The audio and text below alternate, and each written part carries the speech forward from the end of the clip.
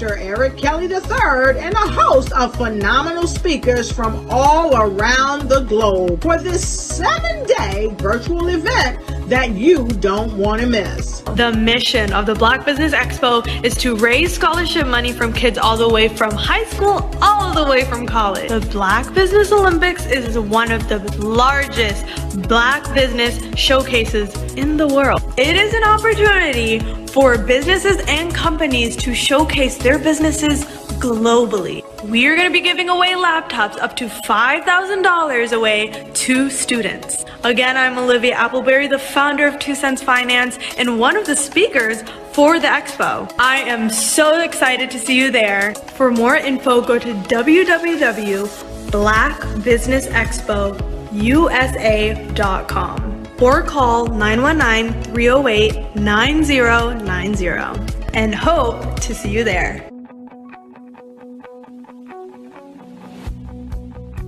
I am Black Business. From the moment I wake until the time I sleep. Yes, I am Black Business. I am Black Business. Tell me, are you Black Business? I am Black Business. Do you support Black businesses? Listen, I support Black business because I am Black Business. Black Business Expo, one of the largest business showcases in the history of Black business in the world. The world! Sign up today at www.blackbusinessexpousa.com or call 919-308-9090. I am Black Business. Hello, my name is Kiasi Helm and I'm 14 years old. I think my genius would probably have to be setting goals and achieving them. I say this because ever since I was young, I always wanted to be an author, and at age 11, I ended up achieving this. But not only did I end up becoming an author, I ended up becoming a public speaker, a publisher.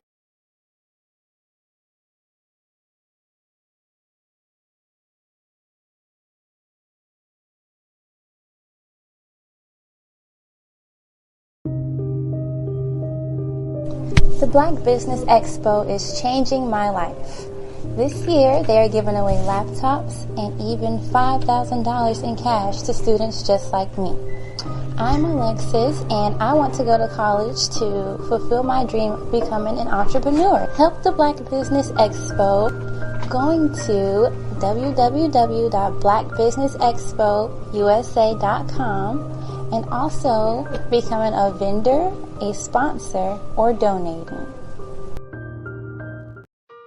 Hello, this is Israel, and I am CEO of Daydreams Interactive and author of Princess Planet. So, genius is common, and as a kid, I loved to daydream. Even as an adult, I love to daydream.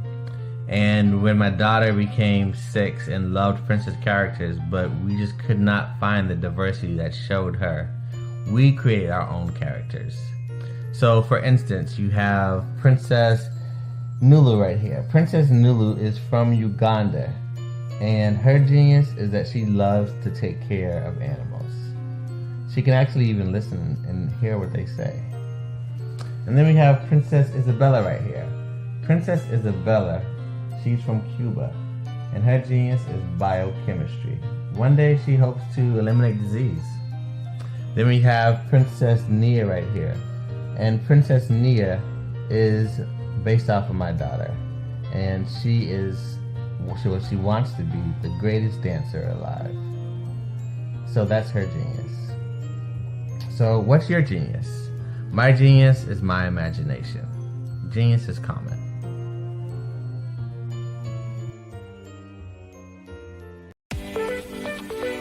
You are in the right place at the right time. The Black Business Network opens again for its Black Business Olympics, a 24/7 broadcast on business, strategies, global branding, social media marketing, finance, advertisement, and much, much more. Featuring the top, most powerful entrepreneurs and speakers and thought leaders from all around the world as they gather together for this phenomenal event. Join the Black Business Network streaming live into the metaverse, STEM City USA, Black Multiverse, Pod TV, Roku, Hulu, iHeartRadio, Apple TV, YouTube, TikTok, Instagram, Google Podcasts, Facebook, LinkedIn, IBM TV, Spotify, and Twitch. Tune in today and be a part of this amazing movement. The Black Business Olympics welcomes you.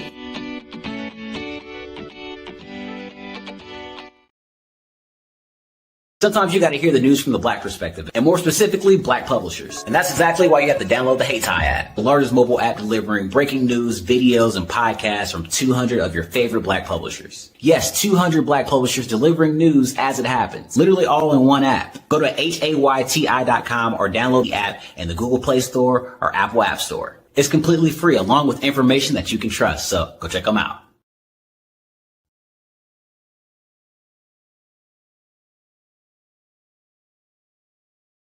Follow the Brand TV broadcast host, Grant McGaw, as he visits with top executives and entrepreneurs to find out their secrets of success with their personal brand. Follow the Brand TV broadcast host as he focuses on brand development to build better relationships, bring value to your business, relationships, and career. You will enjoy listening to each episode that is tailored to speak to you directly. If you're looking for this type of clarity in terms of building your brand, you have tuned into the right station. Each episode will help you to shape a conversation in the 5-star BDM network of 20,000 professionals and become a springboard for your corporate engagement and business opportunities. Each guest will frame their story in the areas of personal branding, business development, career development, financial empowerment, and technology innovation. Grant McGaw explains why he is the CEO and owner of his own professional career. Grant is an accomplished business leader and entrepreneur who wants to give back to individuals to grow their personal brand strategy. Tune in as he weaves his story about new possibilities, while to you exceed expectations. If you love storytelling, this show will make for fun. Why do I do what I do? You know, my life coach asked me that a few years ago. And she said, Tony, what's your why? And I told her, and she said, girl, you've already accomplished that.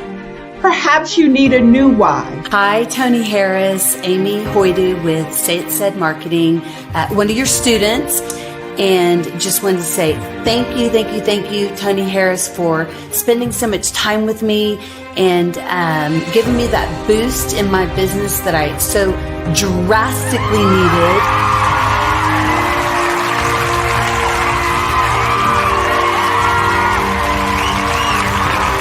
My why is to touch, move, and inspire my clients to take drastic steps to be better than they were before they met me. I'm a resource. I'm a connector. I want to help people build deeper relationships that are beneficial to their life and business. That's what I do best. So, first thing you got to do is show up. And speaking is a way to magnetically attract your ideal client to you. How many of you use social media that way? Absolutely, and this is how you look to the world. Drastic steps are the steps that are needed to be successful. And my business is drastic denotes a mindset. Getting out of your comfort zone, doing something that you don't necessarily feel comfortable doing, want to do, but you know it's a necessary step to be successful in your business. I get the most satisfaction when I see my connections flourishing into relationships long after I am gone. Hi, my name is Jasmine Augustine with Media Jasmine, and I've joined several networking and referral groups in the area. Over the past few years, we've seen the growth of existing and new initiatives focused on financial inclusion, building global networks, and reducing the wealth gap in response to the idea there's not enough seats at the table. Whether their outcomes are to increase the representation of Black executives on corporate boards, ensure an inclusive global economy, or to create new U.S. African commercial pathways, the strategies are often carried out by separate programs. The question is, should they be? With the continent of Africa being home to more than half of the world's fastest growing economies, the youngest workforce, over 400 companies generating more than $1 billion annually, 700 generating more than $500 million annually that are poised for growth, and being the destination of nearly $5 billion in venture capital in 2021. Diversifying U.S. and Africa commercial engagement by building bridges between African businesses and their U.S. diaspora should begin being seen as mutually beneficial. From helping to reduce Africa's enormous capital gap to catalyzing two-way trade opportunities, the COVID-19 global pandemic hopefully has taught us that global challenges and opportunities are more interconnected than we thought.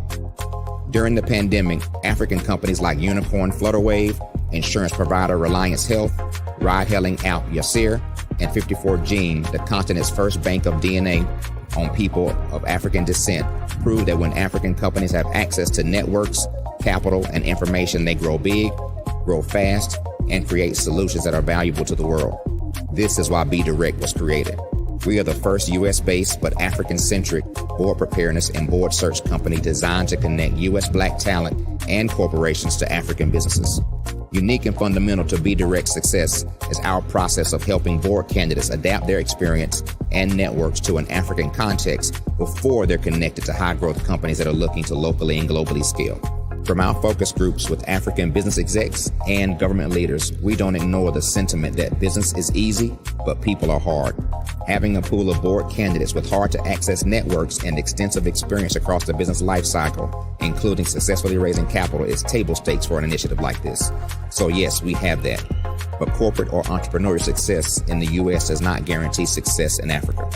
Developed alongside industry partners on the continent, our training program, Be Direct Prep, is designed to transpose their experience to create cultural comfort, understanding, and a commitment to helping businesses in Africa scale. Our board governance sessions are African, continental, and country-specific, integrated with cultural awareness and dexterity training, masterclasses led by African industry execs, and mentoring and coaching from African continental-based facilitators. But even more unique to Be Direct Prep, we cap off our training program with an immersion trip to help candidates that have not been to Africa before see and feel Africa's complexity and opportunity from African soil. We all know traditional network-based board placement has historically left a lot of us out of ever really being in the paid board pipeline. Our strategy supports the work of many great organizations that are successfully filling seats at U.S. board tables by creating more tables for those that are still left on the sideline. It's time to start seeing the role and value of U.S. Black talent and businesses on the continent of Africa differently. Old perceptions and habits limit economic inclusion. Let's transition Black talent and the African businesses they will support from the periphery of the global economy to its core. Living in a global lockdown, we all know now how fast local and global economies can change, and see the value of having businesses that hire, strengthen local value chains, and even grow globally. Status quo in any form holds back progress. We must democratize U.S.-Africa commercial engagement by socially and economically connecting cultures that have long been disconnected. It's time for Africa's U.S. diaspora to redefine their global value by helping African businesses scale continentally and globally.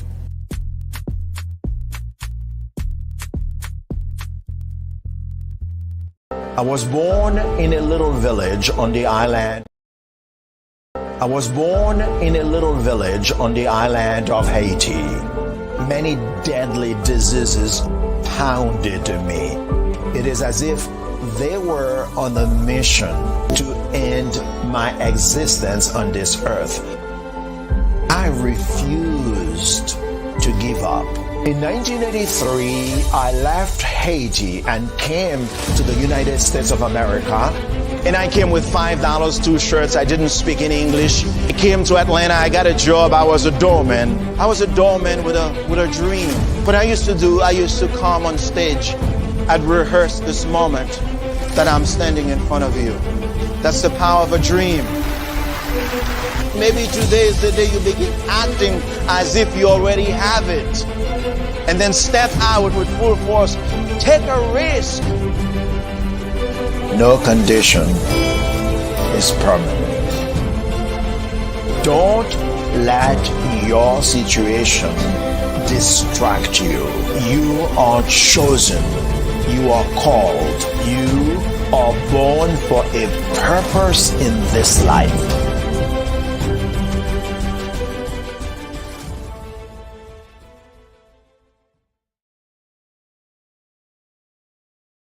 I'm Kennedy Harris. My genius is being an entrepreneur. I'm the CEO of K-Lock, a company where I develop my very own line of kids supplements. I currently market my multivitamin for kids to help combat weak immunity. During the pandemic, research has shown that having a strong immune system is key to fighting off disease. My vitamins are for kids, but adults can benefit from them as well. I'm adding a proprietary blend to my supplement line. I want to create my own blend so that I have a competitive edge in the marketplace. Staying healthy is important to me so that we live longer and have healthier lives.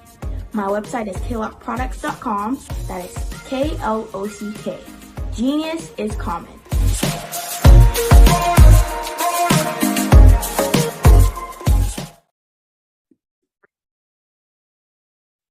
Hello, I'm Dr. Madeline Ann Lewis, President and CEO of the Executive Women's Success Institute. And my genius is helping women accelerate the path to success. You know, I was blessed to have strong women in my life who encouraged, motivated, and pushed me to do my best and to never even think about giving up on my dreams. So I say to women, we must show up to rise up. We have talents and potential, but who will see them if we don't speak up and get noticed? I know that women are a tremendous resource on this planet, and there is nothing more fulfilling than helping a woman tap into her full potential. I do this because I want to be a part of helping as many women as I can to show up, to rise up. I do this because genius is common.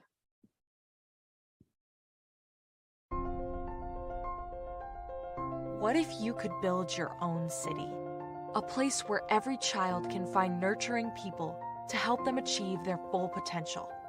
A place where every adult can access job training support, where health education is abundant, where social justice ruled the land. A place without limitations. Welcome. You have arrived at STEM City USA. It is what every city should be. A safe and trusted community where you find people and resources to help you become everything you are and beyond.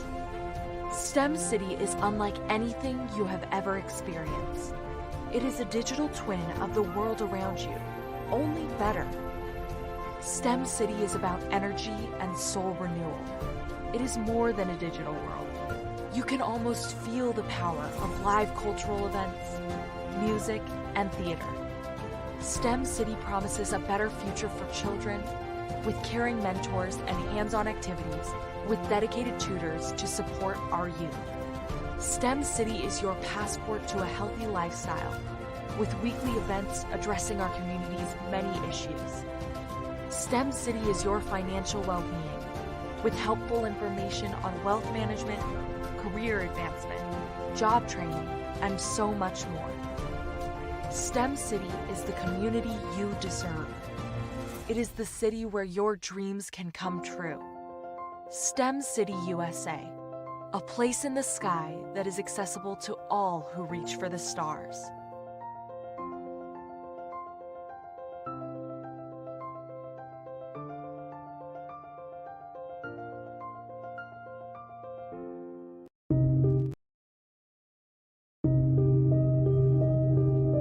The Black Business Expo is changing my life.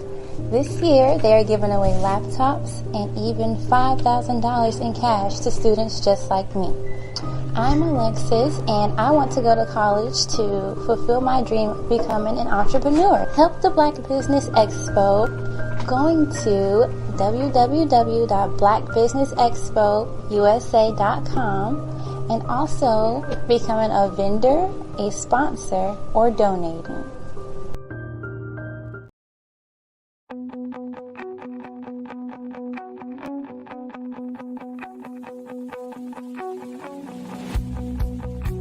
I am Black Business.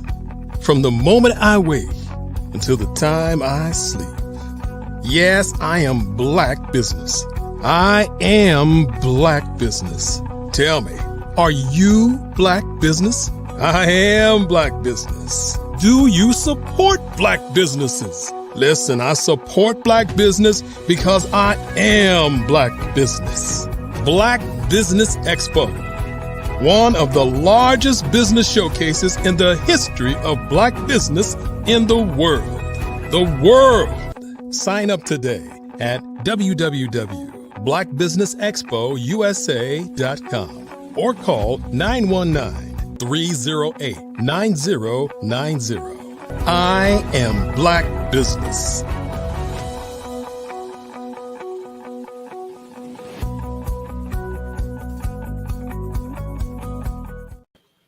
Good morning, business owners, entrepreneurs, thought leaders, and corporations.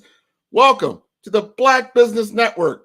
My name is Grant McGaw, CEO of 5-Star BDM and host of the award-winning Follow the Brand podcast. I am your business moderator for this morning on the Black Business Network. The Black Business Network is a 24-hour business network showcasing Black businesses, business owners, entrepreneurs, and thought leaders worldwide. We have speakers from North Carolina, London, Singapore, Africa, Japan, and cities all over the United States. The Black Business Network is a global community sharing its business knowledge to empower, inspire, and educate businesses about business. Today, we are honored to welcome Deborah A trailblazer transcending the realms of thought leadership. Once a minister and engineer, Deborah has evolved into a holistic mentor, adept at guiding socially conscious leaders through the rigid landscapes of traditional business. Her approach is transformative, empowering those who stand at the margins with radical self-acceptance, helping them make their destined impact in our ever-changing world. Deborah's expertise also extends to advocating for diversity, equity, and inclusion in the corporate sphere. Her insightful perspectives reveal the financial and cultural depths of DEI, pushing for a systemic overhaul in thinking and leadership. Her voice doesn't just echo, it initiates a tidal wave of change in DEI implementation. Ladies and gentlemen, it is my privilege to introduce a visionary whose influence reshapes our corporate narratives. I bring you Deborah A. Thank you. Wow, what an intro. Good morning. I'm going to start off this morning by reading an alternative to the American dream. Oh, that's if it's okay with you. You relaxedly wake up naturally. So imagine a day like this. You relaxedly wake up naturally, no alarm clock, eager to get to work. You make yourself the nourishing, delicious breakfast that you want in a leisurely manner, and you relax and you enjoy your meal.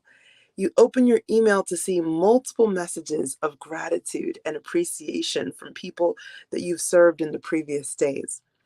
You're not worried about who to buy what gifts for Christmas because your loved ones simply appreciate your presence, meaning the way that you show up, being yourself. And that's the greatest gift that they could receive from you. Hey, Deborah, one moment. We're going to come right back to you. We've got to cut to a commercial break, and we'll be right back. Sure. No worries. Prepare for what's coming and dominate in economic winter. Stand strong and thrive by showcasing your great products and services globally through the Black Business Network and Black Business Olympics. The Black Business Network has showcased over 2,000 companies with over $7 billion in sales each year. Over 10 million attendees have viewed the rebroadcast each month. Through the Black Business Olympics, unique styles of business training and mentoring are turning students into business owners and entrepreneurial warriors who will dominate in any economy. Gain the ultimate advantage of the Black Business Olympics, 7 days of unbelievable topics and speakers speaking around the globe. Donate your time and experience to provide expertise and scholarships to students worldwide and change the world. Now, more than ever, new insights, tools, strategies, and capabilities are needed. This is your chance for a major presentation to the world. Fill out the form and join the more than 2,000 speakers who have presented to over 200 countries. Join the Black Business Network streaming live into the Metaverse, STEM City, Black Multiverse Enterprises, Hulu, Amazon, YouTube, iHeartRadio, Apple, Facebook, LinkedIn, Pod TV, IBM TV, Spotify, and Google Podcasts. Sign up today. Spaces are limited, and we will see you there.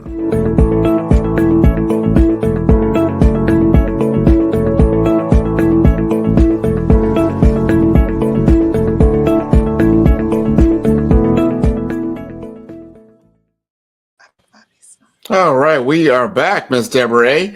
We'll let you go ahead and continue. You're looking just fine. Thank you. All right. So I was reading my alternative to the American dream. So waking up in the morning in a relaxed pace, being able to make your own breakfast the way you want, opening your email to seeing lots of words of appreciation and gratitude for the work and the service that you've rendered. Your children share with you how they want to be like you when they grow up because you're a real hero who uses your power for good. You've stopped worrying about money because it's been proven to you time and again that you're always taken care of. You receive financial, emotional, and practical support from the people around you just for being yourself. That's nothing that you had to earn. You feel so moved with gratitude and abundance that you daily, freely gift others with your own natural gifts or talents when you see that they are needed, and you don't expect anything in return because you know that you have more than enough. This is life in the gift economy. It is a place in our Western world that few have really fully entered. I saw my father enter it, and now I've entered it. And there's nowhere else that I'd rather be. You see, the world needs leaders who can operate well outside of business as usual, because business as usual is dying. And soon, most will be displaced. Most people will not have the jobs they used to have and the comforts that they used to have because this world is crumbling. But no one is teaching us how to move out of the money economy, how to take back our natural, social, cultural, and spiritual capital and abundance that has been exploited and stripped to feed the god money. I wish that I had found out this information when I was a teenager. I know I would have made a deeper and greater contribution by now to humanity. I probably also wouldn't have gone to college or into the workforce, not because those things are wrong.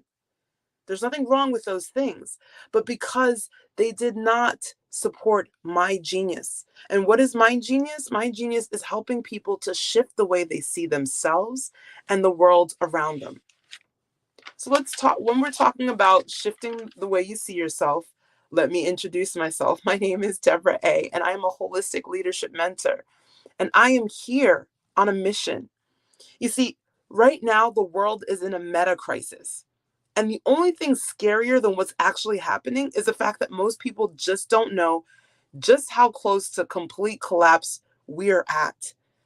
If it's not just in the business world, it's in every aspect of life. Our world has very little natural resources left. We have very little social resources left. They've been stripped.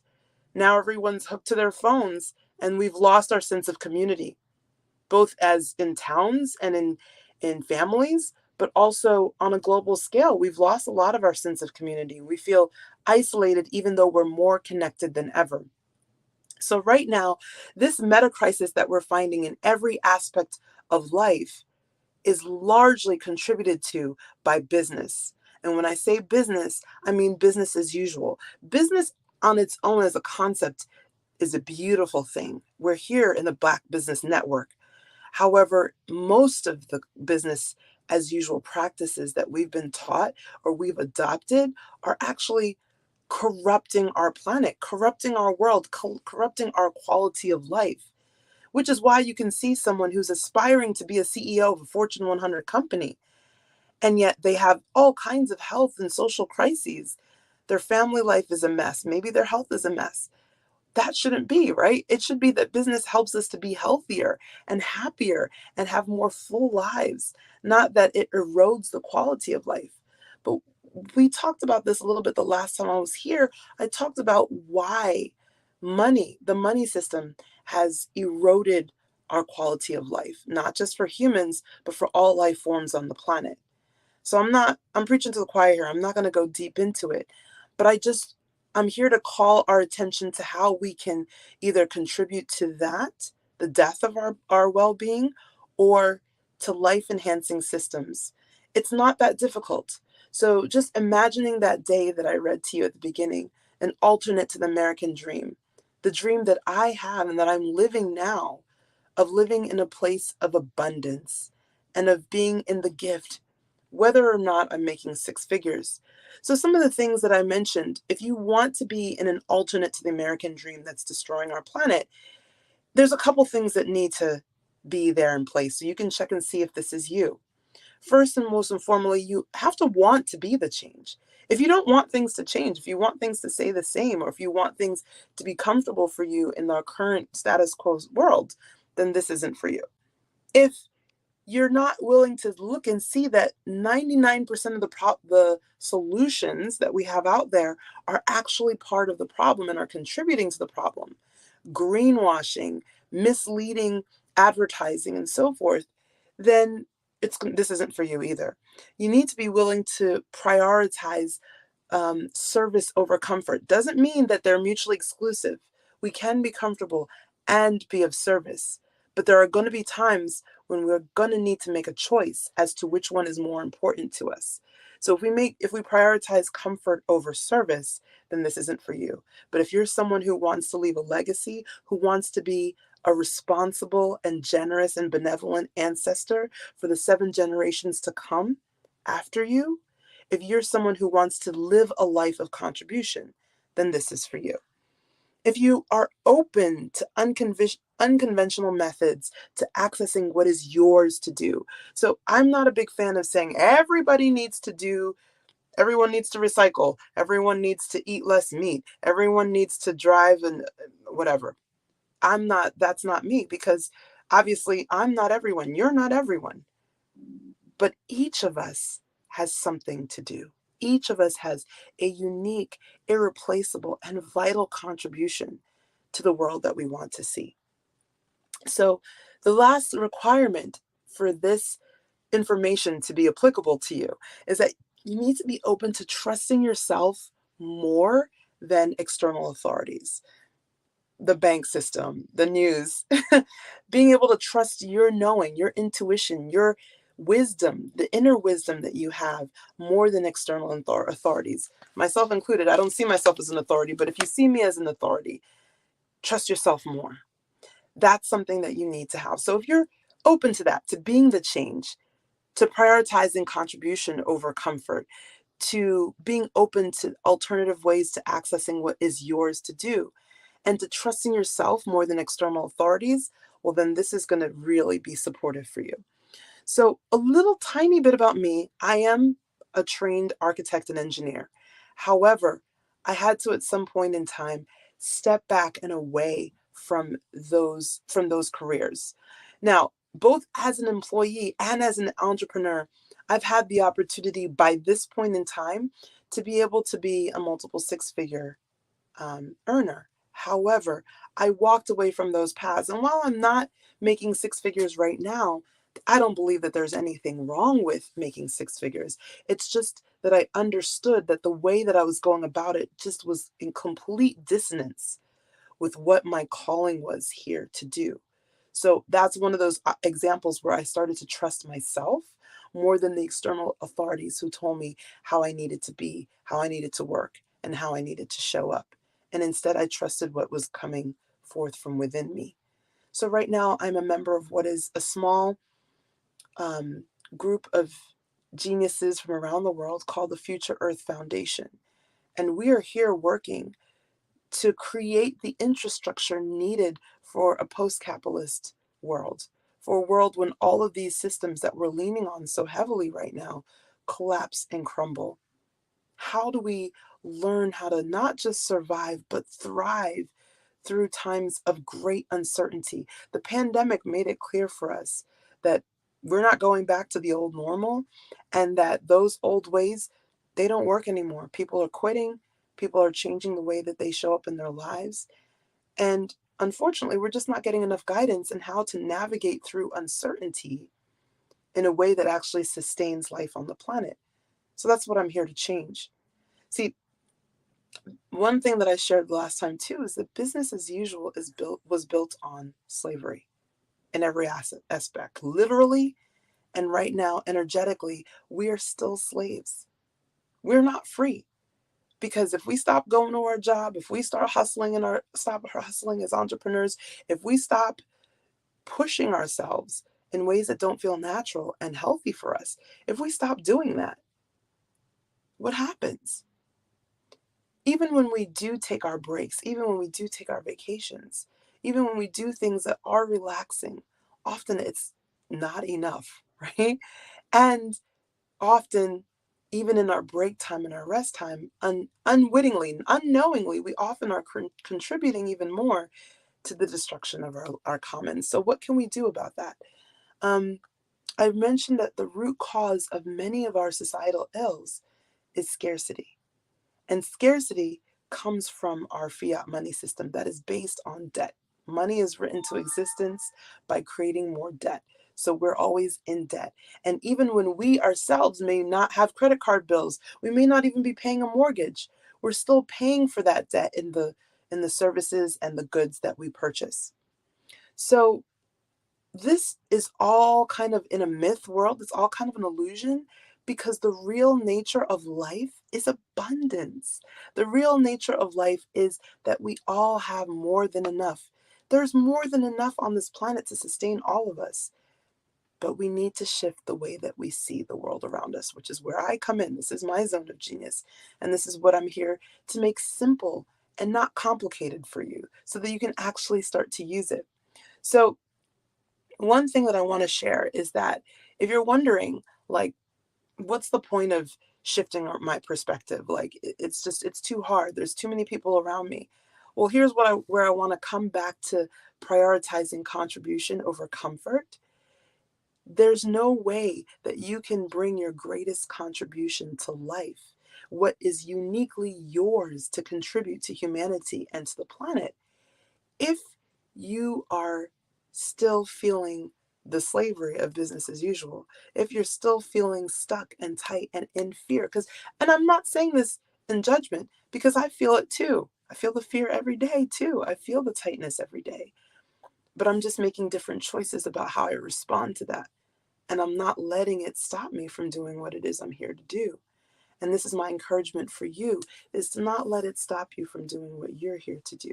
So how can we do this? How can we make the shift from being in this slavery to this business as usual system that we didn't create, but we are all at the mercy of, into being in what I described at the beginning, which is that gift economy, that alternative to the American dream that actually supports life first for you, for your children and your loved ones, and then for the planet. Well, I have a really simple 3-step process. The first process, if you can think about it like a camera and how you can really get a good picture. So first is zooming in. And zooming in means coming into me. How are you unique as an individual? How am I unique as an individual? How do I lead myself? How do I show up for myself? And what do I mean by that? Well, we've all heard the phrase of negative self-talk or positive self-talk in general, right? That self-talk is how we respond to it, how we navigate it, is a part of how we lead ourselves. Another thing is our mindfulness, our awareness of how we show up, what we're thinking about, how we're reacting to things. That is part of how we lead ourselves. And each of us has a unique way of being, just like our fingerprints that are unique. We each have a unique way of being. So it's getting to know that on an intimate level. And there's very, very simple tools that you can use to do that. Another second point is to zoom out. So first we zoomed in and found out how we're unique. Another way of looking at that is how we're differentiated. Now, zooming out is, how do I contribute to the greater whole? What is my unique contribution? I shared with you a little bit of mine. A high-level version of mine is that I'm here to shift the way people see themselves and the world around them. What's your unique contribution to the greater whole? It's being able to zoom out and see the bigger picture and how you fit into it. And that's an integrated person, someone who knows how to lead themselves and then can show up in that way to be a leader for others and to contribute their greatest gifts to the greater whole, to the greater community. We could even think about it like the social, spiritual, and cultural commons. And then the third part of this process is to reset our focus. So just like with a camera lens, you can reset your focus.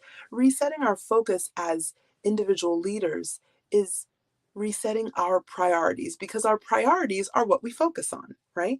So I gave you one example of a priority shift. If you were someone who was focused or prioritizing comfort, someone who really could benefit from and who could really be a leader moving into the world that's emerging is someone who prioritizes contribution, which doesn't mean that you don't have any comfort. It just means that it's not the most important thing to you.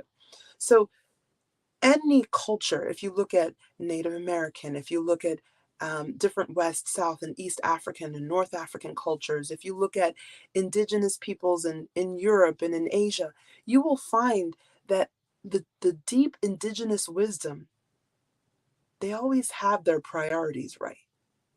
They know what's important. They're not blinded and misguided by the world around them. Am I running out of time? No, actually, you were talking so interesting that we wanted to get a little bit more in-depth focus from you, because, man, I mean, what you're talking about is, how do we survive in this, this world of crisis? Everyone knows that we've got some issues here. These are psychological impacts. They impact us on a lot of different levels. Quick question. I know you're a DEI expert, and that, that really pertains to the corporate world. And then you're working holistically with a lot of different entrepreneurs. How do you combine those two worlds? That's a great question, and it's something that I dance with every day. I don't claim to have all of the answers. I just know that I'm guided to where I'm supposed to be when I'm supposed to be there. So a lot of my work with DEI when I was in corporate was, it was beautiful, but it also had ceilings. So now I'm waiting for the next chapter and the next opening to be able to expand on that work, because in corporate, because it's set up in business as usual and the priority is profit maximization, it kind of goes counter to everything that DEI is about. Let's just be honest. So if you're going to really prioritize profit, then you can't prioritize people. And I know that there's this thing called the triple bottom line, but truthfully, when you really look carefully at it, there's a lot of greenwashing happening there, because it's just profit maximization requires a different set of priorities and focus than people focus, where you're really interested in developing the well-being of person. It doesn't mean that you can't have profit while taking care of your people. It just means that profit cannot be your priority if you want to truly take care of your people. It needs to be under that, not above it. You know, what you're saying is so true. I've noticed, especially in the Gen X, Gen Z generation, that they're more purpose driven than profit driven. Like, all right, it's nice to make money, but what are you doing with it? You know, what is the point? Is it the point of just having a whole bunch of, accumulated wealth, and you're just sitting there, in this line, like, look at me. Like, what are you doing with this newfound wealth, or whatever it can be? Are you contributing to the benefits of humanity in positive manners? And I think you're going to see a greater cry for that from people. Like, I don't, that's great. You made, $4 zillion,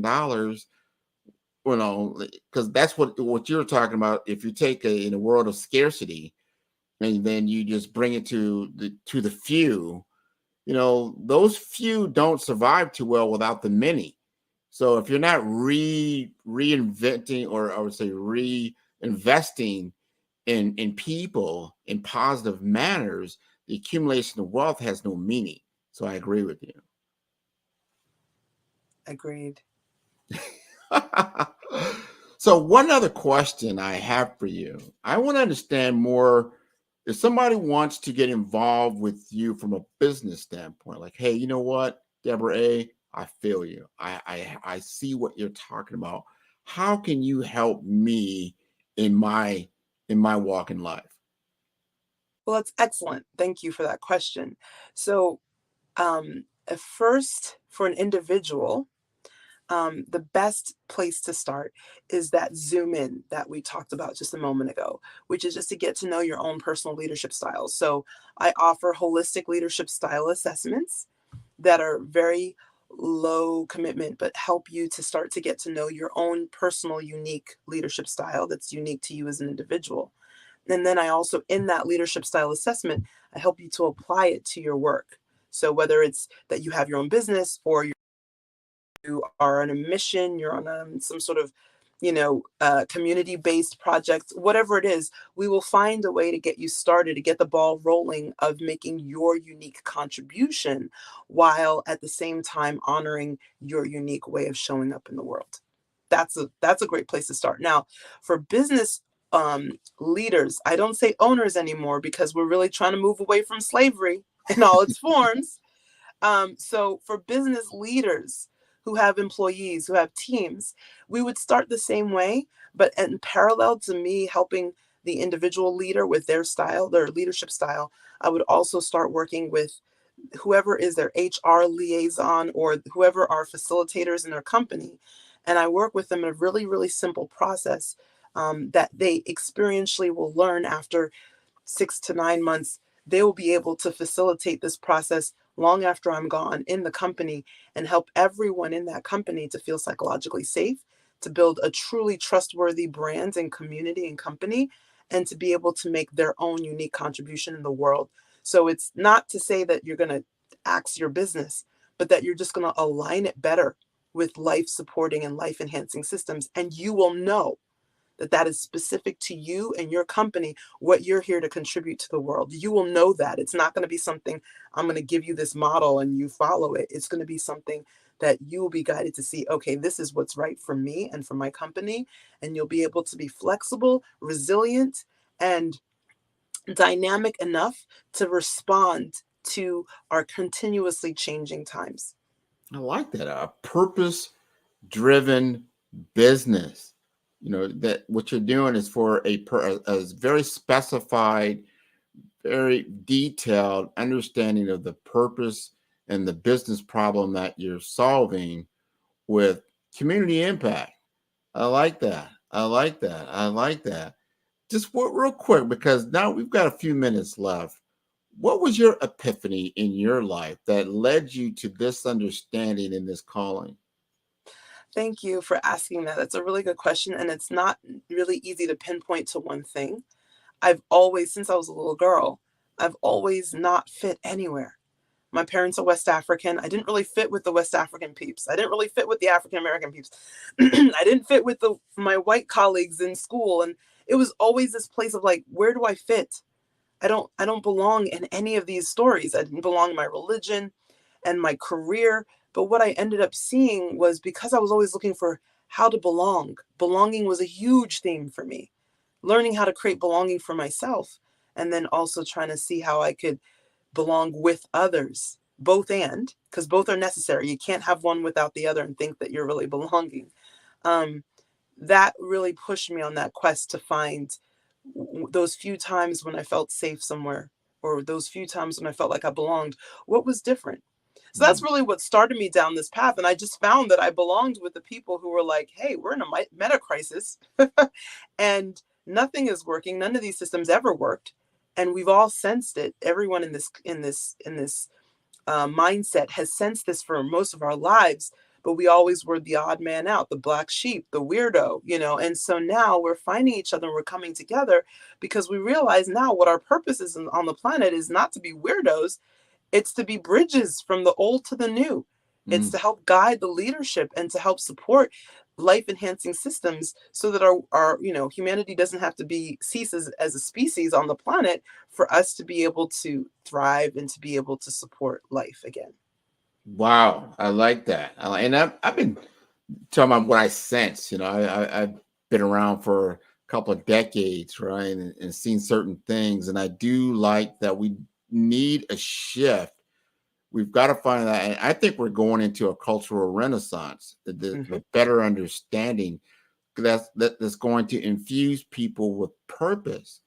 We, like you said earlier, you need money. You need money because of the way it's set up in our society, no doubt. And there's nothing inherently wrong with that system. But what comes after that? What is the point? And if you're not doing things with a clear vision of not just the basic survival, but we got to get into this self-actualization state and purpose, because we have a very short window of life. When you really think about it, 0 to 100, most people are going to fit into, well, in the scope of a very large scope of life and the ecosystem of how things live. That's not a very long period of time. So you should be doing something of purpose. That's why we're here on the Black Business Network. We want to bring out this new awareness and allow people to express themselves. And you're bringing some uniqueness to the table and allowing, because I've heard from a lot of people, especially my kids and the kids now, right, that they want to do something that has some purpose and some meaning behind it. So I love what you're bringing together. How can people get in touch with you? Best way is LinkedIn.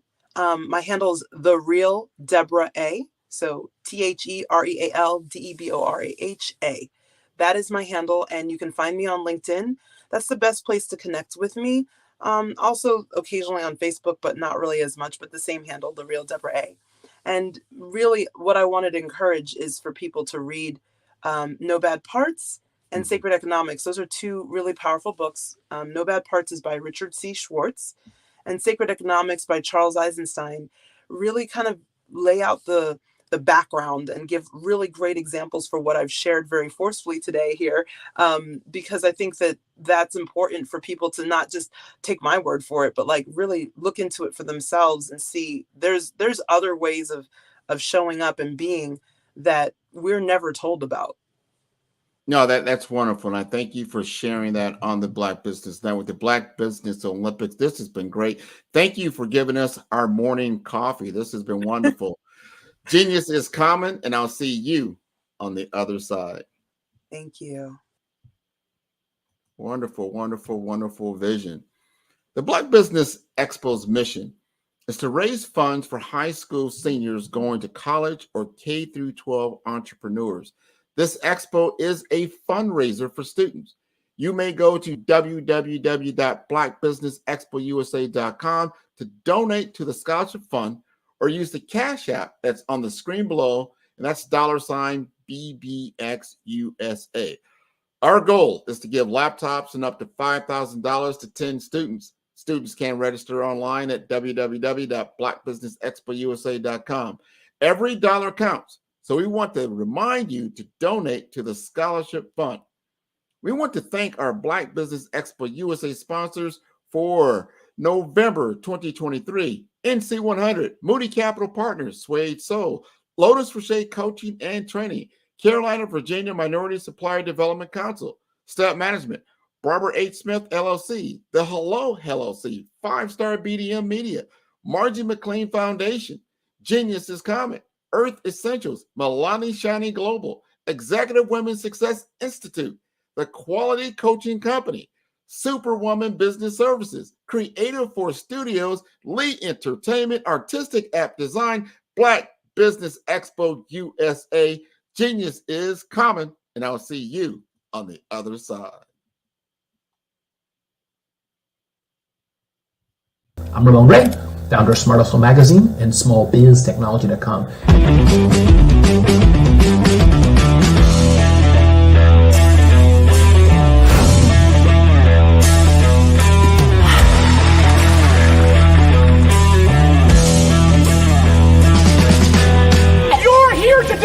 To celebrate small business success.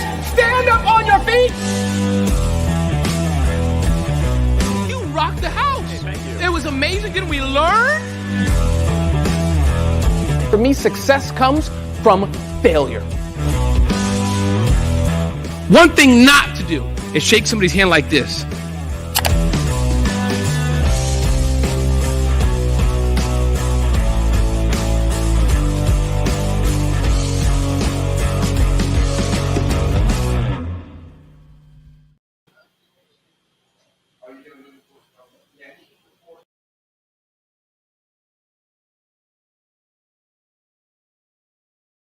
Artist to me is a creative expression of something from nothing. You know, it explodes onto the canvas, or it explodes on in my work. One of the things that I try to do more than anything is I try to just give the lines and the movements and emotions and expressions into what I do. Art really means to me a chance to express how I feel deep down inside. Most of my art begins as a thought that I might have, you know, whether it's sports, whether it's history, whether it's a woman or a man. It pretty much starts as an idea of thought before I get into the actual image of what I'm going to draw. I do a lot of historical pieces. I was a history minor in college, and I love to do history pieces. And a lot of times I'm thinking about history, and then I try to make that history impact you as you look at it. That's one of the reasons I do pictures so large. You know, people ask me, why do I do pictures so big? And I tell them, I want the piece to impact them as they're looking at it, to kind of dominate them, to dominate their space. And most of my pieces I try to do off page. I don't try to do anything that's going to be in those four corners or in a square. And I want your imagination to be a part of the piece that you're looking at.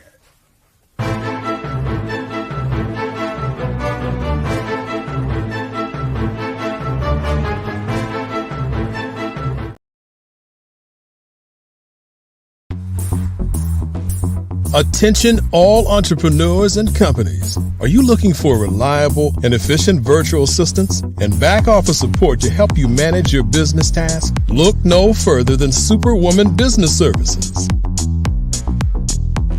Our team of virtual assistants provides a full range of administrative support services, including operations management, social media marketing, and much more.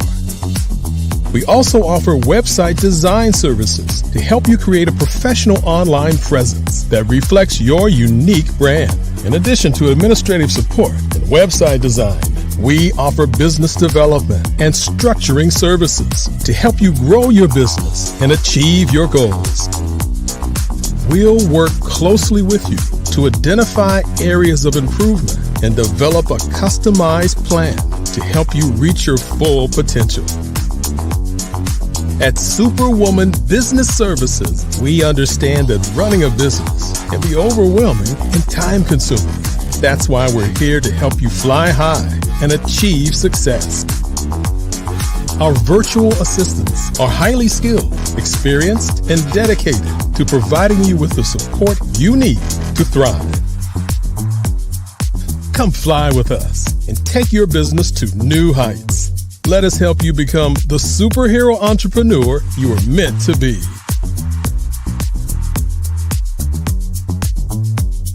Contact Superwoman Business Services today to learn more about our back office support services. Come fly with us and take your business to new heights.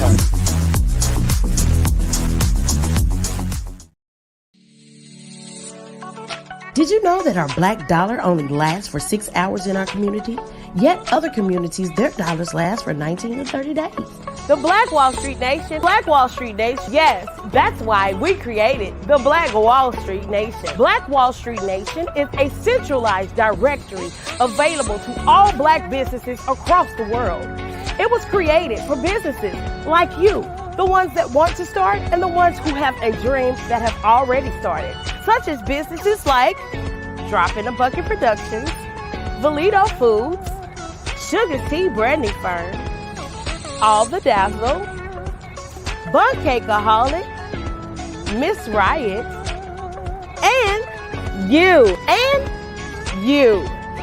We'll have marketing, seminars, and some funding coming soon just for you. So, we want you to come and join us. www.blackwallstreetnation.com. See you there.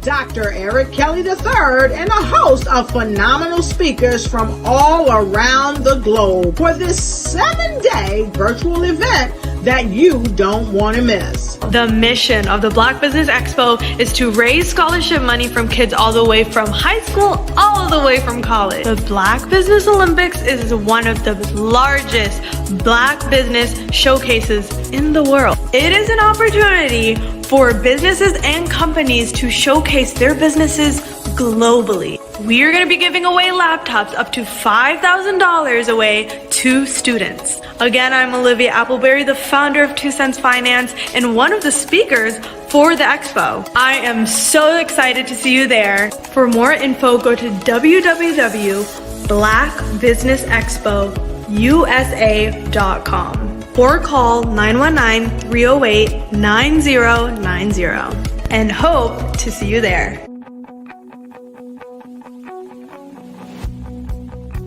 I am Black Business. From the moment I wake until the time I sleep. Yes, I am Black Business. I am Black Business. Tell me, are you Black Business? I am Black Business. Do you support Black businesses? Listen, I support Black business because I am Black Business. Black Business Expo, one of the largest business showcases in the history of Black business in the world. The world! Sign up today at www.blackbusinessexpousa.com or call 919-308-9090. I am Black Business. I am Black Business. From the moment I wake until the time I sleep, I am Black Business. I am Black Business. Are you Black Business? I am Black Business. Do you support Black businesses? I support Black business because I am Black business.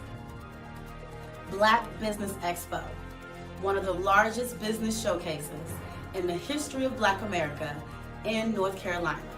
Sign up today at www.blackbusinessexpousa.com or call 919-380-9090. I am Black Business. I am Black Business. From the moment I wake until the time I sleep, I am Black Business. I am Black Business. Are you Black Business? I am Black Business. Do you support Black businesses? I support Black business because I am Black business. Black Business Expo, one of the largest business showcases in the history of Black America in North Carolina. Sign up today at www.blackbusinessexpousa.com or call 919-380-9090. I am Black Business. I am Black Business. From the moment I wake until the time I sleep, I am Black Business. I am Black Business. Are you Black Business? I am Black Business. Do you support Black businesses? I support Black business because I am Black business.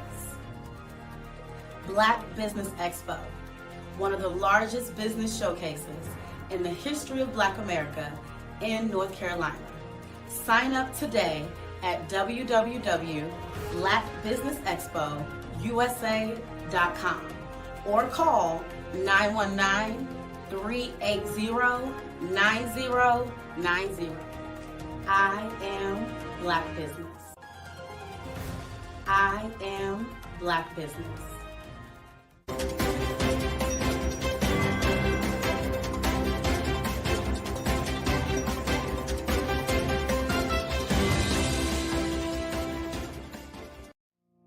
Did you know that approximately 333.34 million businesses exist today, according to a report from 2021? And you may be one of those businesses, or maybe you're not in the business market yet, but you're aspiring to be a business owner. Well, guess what? You're in the right place at the right time. Because let's face it, everything is about timing and opportunity. Hi, my name is Dr. Lotus Richey, and I'm the CEO and founder of the Lotus Richey Coaching and Consulting LLC, along with the Lotus Richey Ignite Show.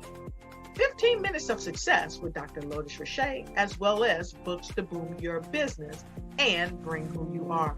And today, I want to bring this amazing message to you about the Black Business Network and the Black Business Olympics.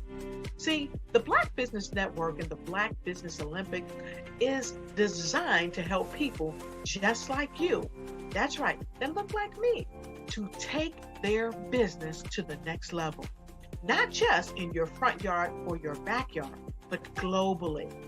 The Black Business Network and Black Business Olympics is designed not to just help you survive, but to help you thrive. So join us today as we come together with businesses all around the world to support our students, our children, our young teens, our young entrepreneurs. What we do is we come together to help raise funds for students who are aspiring to be business entrepreneurs, who are aspiring and who are thriving in college. We endow them with a wonderful opportunity to gain scholarship of either a laptop or several thousands of dollars. And we invite you to help be a contributor to this amazing opportunity to help someone that looks just like you. So join us today at our website and let us connect with you and help you ignite and take flight in every area of your life on the Black Business Network and the Black Business Olympics. I'll see you on the other side. Hello, I am Dr. Eric Kelly III, the visionary strategist and founder of the Black Business Olympics. I invite you to showcase your Black-owned businesses on the Black Business Network global stage. The Black Business Olympics is a global Black Business Network platform that propels Black-owned businesses into the international spotlight. By showcasing your business on the Black Business Olympics platforms, you can reach a worldwide audience of potential customers, partners, and investors. You can also establish yourself as a thought leader, an expert in your field, attract lucrative partnerships, and more speaking engagements. In addition, the Black Business Olympics platform provides a valuable opportunity to connect and collaborate with like-minded entrepreneurs and business professionals from around the world. This can lead to new business opportunities, ideas, and relationships. Finally, by sharing your story and expertise on the Black Business Olympics platform, you can inspire and empower others. This is a powerful way to make a positive impact on the world and leave a lasting legacy. If you are a Black-owned business owner, I encourage you to seize the opportunity to showcase your business on the Black Business Olympics platform. It is a once-in-a-lifetime opportunity to make an indelible mark on the world. Be one of the 1,000 visionary entrepreneurs who are changing students' lives, shaping industries, and leaving an unforgettable legacy for their families. Unleash your voice on our global stage and watch your business thrive. Black Business Olympics is one of the largest Black business showcases in the history of Black business in the world. Yes, the entire world. Just give me a call today at 919-308-9090.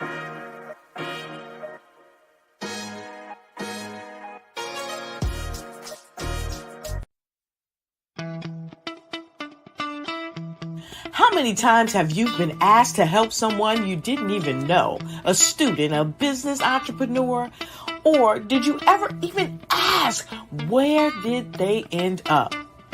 That business, that friend, that entrepreneur. Well, just maybe they ended up in a gang, bankrupt, homeless, or worse, dead.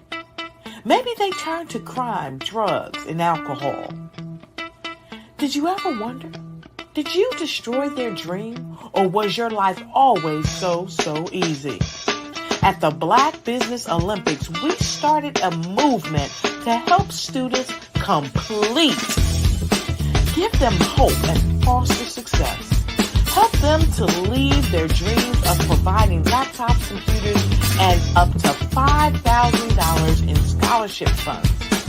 Today, we ask you to help a student, a business owner, or an entrepreneur to realize their dream by sponsoring them. supporting them, and buying from them. Consider this. With $1.6 trillion in our Black community, we only ask for a small donation for our students, our businesses, and our entrepreneurs. And you can change a life today. So I ask you, what are you going to do? Sit on the sideline and watch our students in high school be leaving, miss out on their dreams from lack of resources? Or are you going to donate to the movement and change their future and yours as well? Give us a call today at 919-308-9090. Change their life by investing with action to the Black Business Olympic Fund. The Black Business Olympics, one of the largest business showcases of Black business in the history of the world.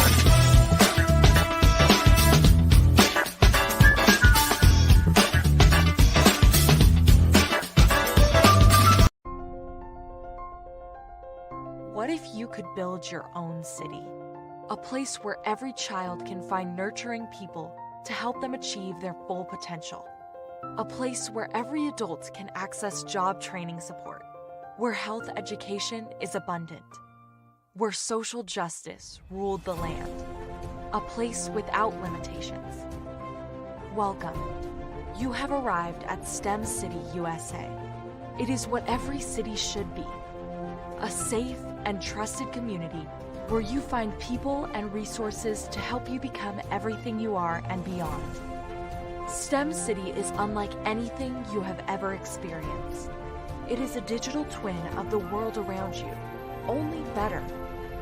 STEM City is about energy and soul renewal. It is more than a digital world. You can almost feel the power of live cultural events, music, and theater. STEM City promises a better future for children with caring mentors and hands-on activities with dedicated tutors to support our youth. STEM City is your passport to a healthy lifestyle with weekly events addressing our community's many issues. STEM City is your financial well-being with helpful information on wealth management, career advancement, job training, and so much more. STEM City is the community you deserve. It is the city where your dreams can come true. STEM City USA, a place in the sky that is accessible to all who reach for the stars.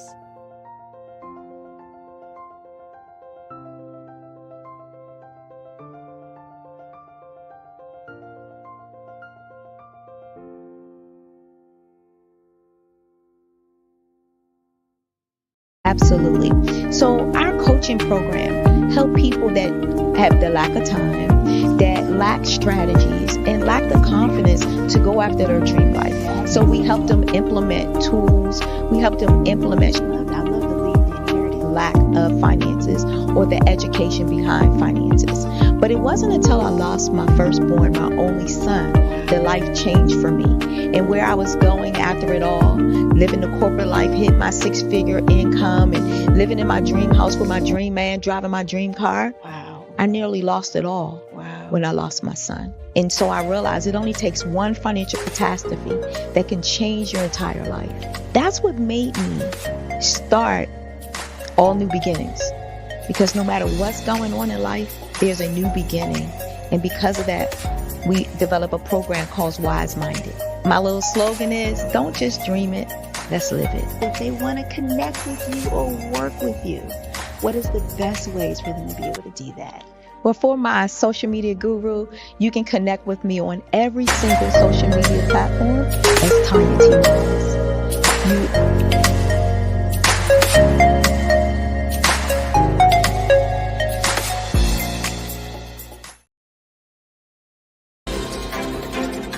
I'd like you to imagine with me, if you will, opening an app where you can collaborate with like-minded individuals from around the world, get inspiration and in-app tools to launch and grow your business.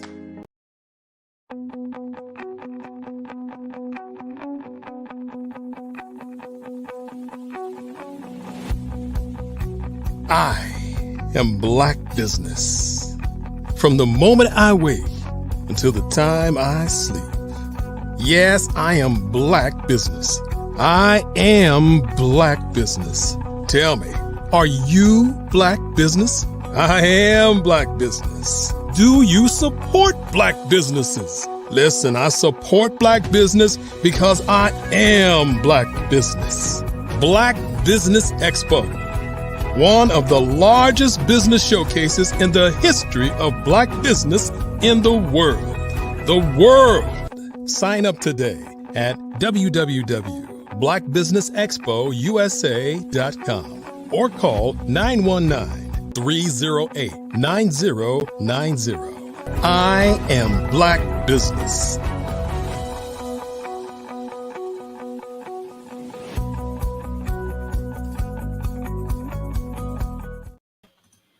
Good morning, good morning, good morning, business owners, entrepreneurs, thought leaders, and corporations. Welcome to the Black Business Network. My name is Grant McGaw, CEO of 5 Star BDM and host of the award-winning Follow the Brand podcast. I am your business moderator for this morning on the Black Business Network. The Black Business Network is a 24-hour business network showcasing Black businesses, business owners, entrepreneurs, and thought leaders worldwide. We have speakers from North Carolina, London, Singapore, Africa, Japan, and cities all over the United States. The Black Business Network is a global community sharing its business knowledge to empower, inspire, and educate businesses about business. In the world of business leadership and motivation, it is my great honor to introduce our next speaker, Wade Randolph, CEO of Randolph Unlimited, a renowned author. Wade has penned Stay Strong Through the Storm and Leadership 911 and co-authored the amazing #1 bestseller, World Class Speaking in Action. What sets Wade apart is his unique blend of real-life business acumen and in-depth study. For 17 years, he has been a globe-trotting speaker, imparting wisdom on leadership, teamwork, communication, and motivation, including a notable presentation at Westminster Hall in London, England. His expertise extends to the intricate realms of neurolinguistics. I said that wrong. Linguistics. Constantly evolving strategies to enhance workplace performance and productivity. Wade Randolph is not just a speaker. He's a motivator and a trainer dedicated to transforming today's business professionals into achievers, leaders, and history makers. His mantra, grow more, achieve more, be more, reflects his belief in the boundless potential of the human spirit, guided by an improved mindset, skill set, and strategy. So, without further delay, I present to you a visionary in leadership and motivation, Wade Randolph.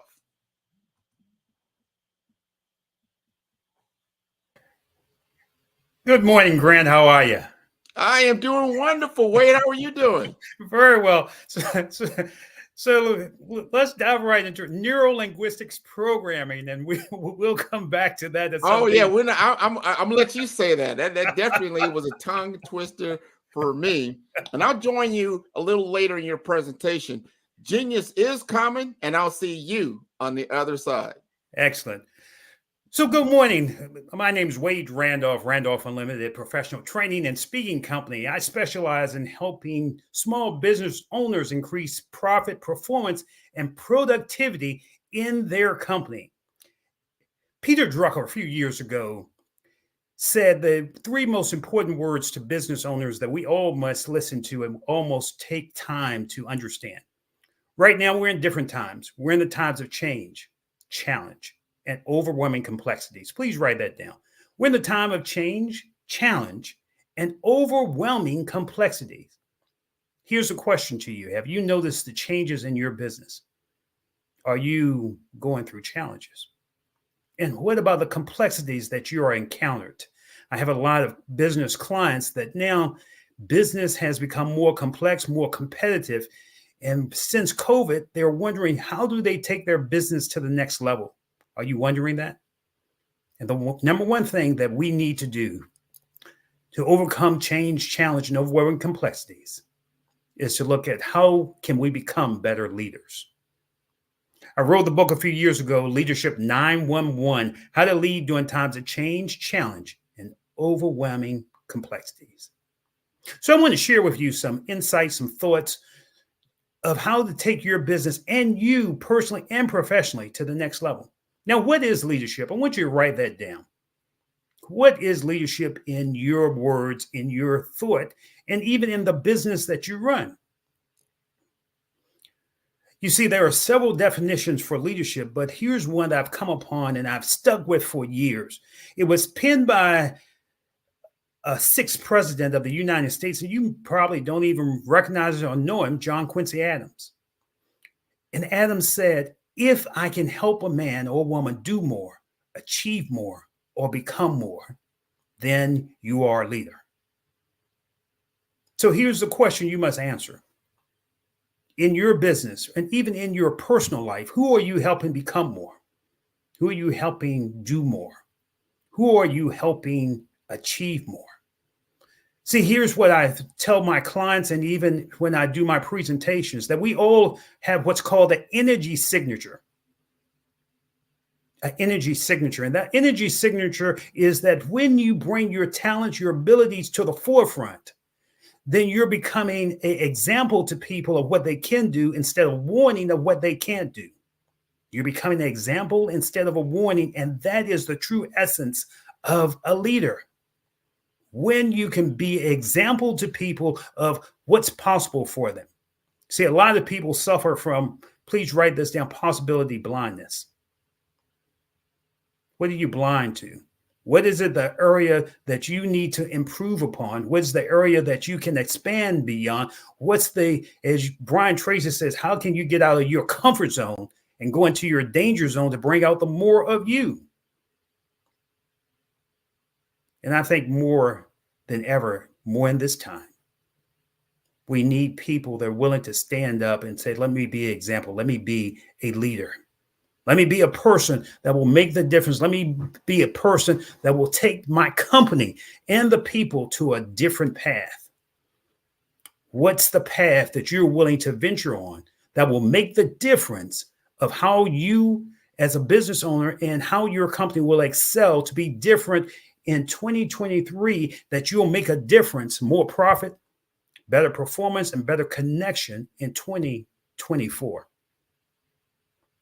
So I often do a small test. I want you to take a leadership test with me this morning. So I want you to, if you grab your pen, pad, or a piece of paper, I want you to draw a line straight across it. And I want you to number it from 1 to 10. And I want you to rate yourself this morning as a leader. If you gave yourself a rating between 1 and 10, and if you rated yourself as a leader, what would you be? What would you rate yourself? Would you be an 8, a 9? How many people would be a 10? See, here's what I know, and please note this. What gets measured gets mastered. What gets measured gets mastered. How would you rate yourself? And what would you have to do to take yourself to the next level? Let me give you an example. If you rate yourself as an 8, what would you have to learn? What would you have to do? What would you have to master in order to take yourself to the next level of a 9 or a 10? And I wish I had did this a few years ago when I decided to go into leadership. And let me say again, leadership is not easy, but it's necessary. And I didn't even know that I had a leadership potential in me. I used to work for a real estate firm, and that firm years ago was going through changes and the market was down. See, I think the market's like a roller coaster. Sometimes you're up, sometimes you're down. And my company was going through changes, and they said, Mr. Randolph, can we see you? And the owner at that time, Mr. Good, said, look, we're going to be making changes and we need to see you in our office. And I said, well, I'm not really understanding why you want to see me. He said, young man, I'm going to suggest that you be in my office within the next hour, or you may not have a position with the company. Let me tell you, when you see that your job might be floating out the window, it is time that you listen to the owner of the company. And I was there in 45 minutes or less. And he said, we're making changes in the company and we're letting some people go and we're asking some people to stay. And you can tell I'm a bald guy and I started to sweat. I said, look, I really don't know why we're having this conversation. He said, well, we're looking for a new manager. I said, you already have a manager. He said, no, we had a manager until 15 minutes ago. We let him go. And we're going to ask you to consider being the new manager. Now, let me tell you, I didn't have any management experience. I didn't have any concept ideas of how to run that office. And I said, well, I'm not sure I'm the right man for the job. He said, young man, if that's not the position you want, then you don't have any position with this company.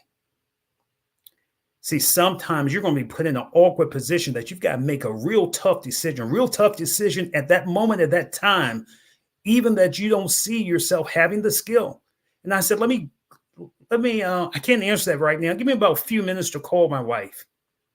See, here's what I want you to write down. Sometimes you need somebody in your corner that will help you think in those tough times.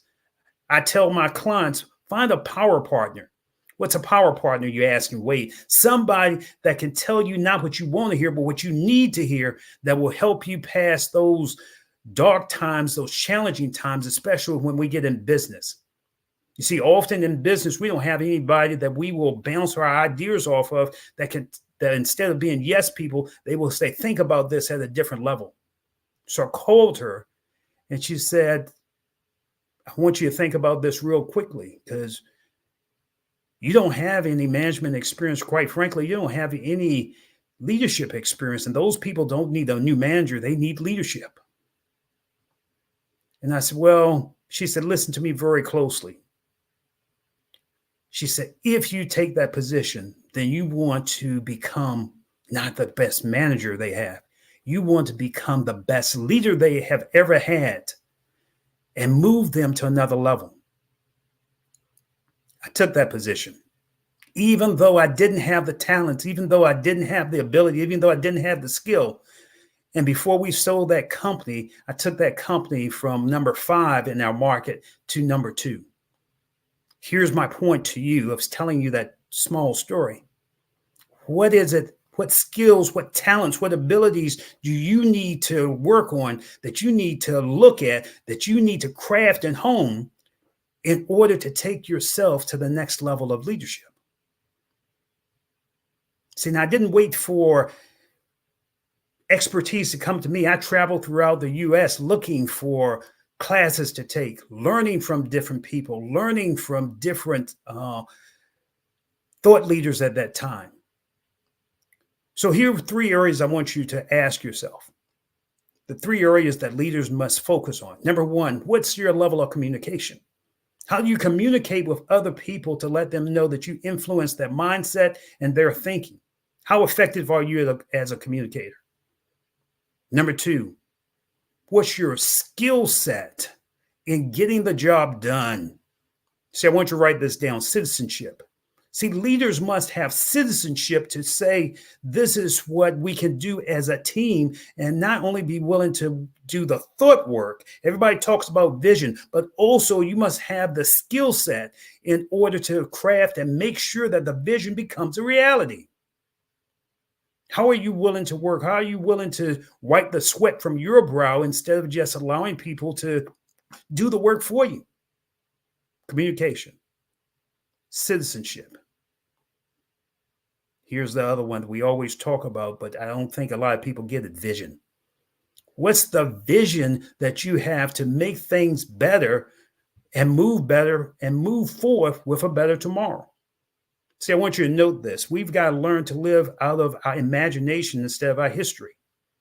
Let me say that again. We've got to be willing to live out of our imagination instead of our history. How would you imagine that your company could be better for 2024? How would you imagine that you will bring your people together in a better level? What is it that you can do to imagine that something will be better within your company, within what you do to stand out? See, I think any company, any business owner must be willing to learn how to blend out instead of blend in. What will you do differently next year that 2024 will be different than 2023? And how would you craft that imagination, sit down and put it in a plan to make that plan become a reality? Communication. Making that vision a reality. Citizenship. See here, please note this. People don't plan to fail. They just fail to plan.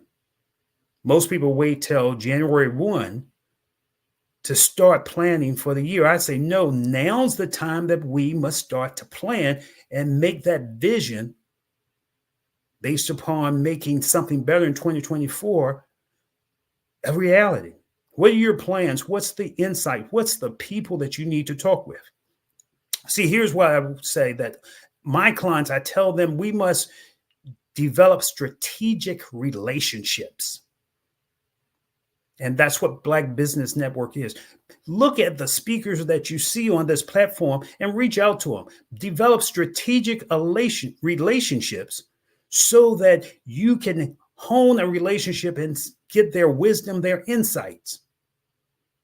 That maybe they can help you and maybe you can help them. See, here's what I know. You can't do it alone. If you're truly going to be a leader, you can't do it alone. There's an old saying, iron sharpens iron. How can you help other people and let them help you move your business and company to the next level? Remember what I said earlier, most of us suffer from possibility blindness. We are blind to what we can do. And as Mike Williams said, sometimes in life, you'll need a cheerleader and you need a coach. Sometimes in life, you need a cheerleader and you need a coach. Who will be your cheerleader to help you get over those tough times? To tell you what you need to hear instead of what you want to hear, like my wife did me. And who will you get as a coach that says, let's look at it from a different perspective. Let's look at it from a different strategic point. Let me connect you with someone else that can take you to another level. See, you can't see the picture when you're in the frame. See, sometimes you can't see it, but other people that like-minded people, that people that have been that same journey that you've been, that people that have been those steps that you want to step can give you a different perspective, a different insight. So if you've listened to this so far, we're talking about Leadership 911, how to lead during times of change, challenge, and overwhelming complexities. So in 2024, what makes and what are the elements of a good leader? I want you to write the elements down and I want you to really listen closely. Because right now, people are looking for, in this difficult time, people are looking for someone that can really stand up and be the example. So what are the elements that make a good leader? Let me give you 3 most important elements that I tell my clients. Number 1, make sure that your clients and even those that work for you and even those that are within your pack, make sure they know that you care about them. See, now more than ever before, we just can't treat people like a number. People want to know that they are valued and they are cared for, or why is it that they are there with you? Please write this down. People don't care how much you know until they know how much you care. Number 2, if you talk about caring, then what's your character? Can people trust you? Will they respect you? What's the character that you tell people when they see you that, yeah, that's a person that I want to be around, that I want to affiliate with? What's your character? I was reading a story a few months ago about Jackie Robinson, black baseball player. And it was difficult when Jackie was started to play in the baseball. And after he had hit a home run, he was walking back to the dugout. One man stopped as he was passing Jackie through the dugout, and he threw his soda in Jackie's face. I know you're saying, Wade, if somebody throws a soda in my face, that would be the last soda that they would ever throw. But here's one thing about Jackie that was very interesting. The man had dropped the cup, and Jackie took his baseball bat, put it down for a moment, picked up the cup, and handed it to the man and said, look, you dropped your soda. You see, Jackie's character was so big that he didn't let something like that affect him because he carried himself with a level of caring for him. Jackie carried himself that he knew that he wanted to exhibit the best in him when someone was trying to bring out the worst. See, that's a leader. See, in this time, we've got to exhibit the best in us, because you never know. When you think no one's looking at you, someone's always looking. Someone's always trying to see how you're going to react. Someone's always measuring your character. And I think we're in a time where we've got to live not from the outside in, but from the inside out. We've got to stand up inside ourselves and say, I can deal with this. I can work this. I can overcome this, regardless what challenges you're going through. You see, if you think no one's looking, someone's always looking. And more than anything, our young people are looking at how we as older adults, older Black Americans carry ourselves. Right now, more than ever before, we've got people that are saying, how will you react? How will you carry yourself? And the reality, our young people are 50% of our population, but 100% of our future. And the way that we act in difficult times is the way that we will teach them and train them how to deal with their difficult times. How are you carrying yourself? What example are you being? Again, you got to learn to walk your talk and be example instead of a warning. That's character. Here's the other thing that's very important. How will you show respect to those people around you? Caring, citizenship, character, and respect. How will you show respect to the people around you?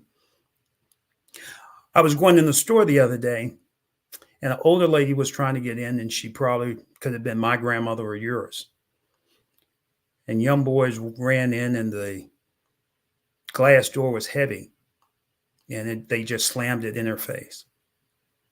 But there was one young man that stopped, and he turned around, and he went back, and he opened the door for her and said, please, you go in.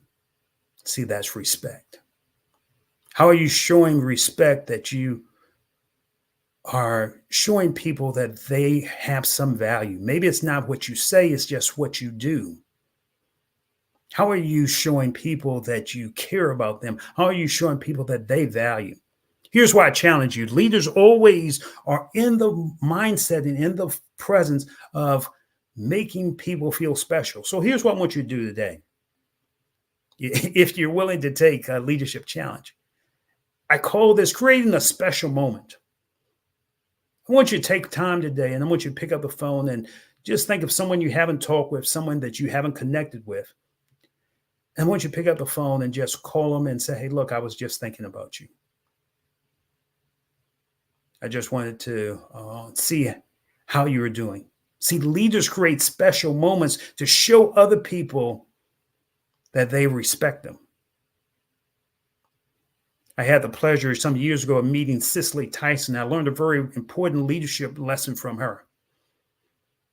Miss Tyson said, Wade, I'm always looking to show people that they matter. I'm always looking either with just a smile, with just a wink, or good morning to show people they matter. So here's what I'm asking you to do. If you're willing to be a leader, stop this morning and speak to people as you're walking down the street. Pick up the phone today and show people that they matter. Because what's very important, if you're going to be a leader, is people that you respect people and you let people know that you care. Remember what I said earlier. People don't care how much you know until they know how much you care. Those are the 4 elements I want you to work on as being a leader in our community as you move into 2024. But if we talk about Leadership 911 a little bit further and go a little bit deeper, I want to ask you, who are you? How do you define yourself as a leader? See, I had the pleasure of talking with Les Brown, the motivational speaker, a few years ago. And he said something that was very interesting. He said, you got to become self-definitional. Write that down. Become self-definitional. And I said, Mr. Brown, what does that mean?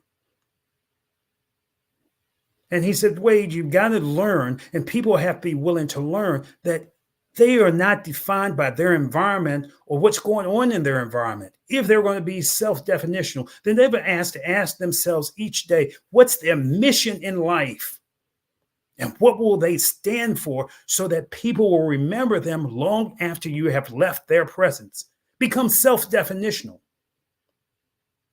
I went to a family member's funeral a few years ago, and they said, will anyone stand up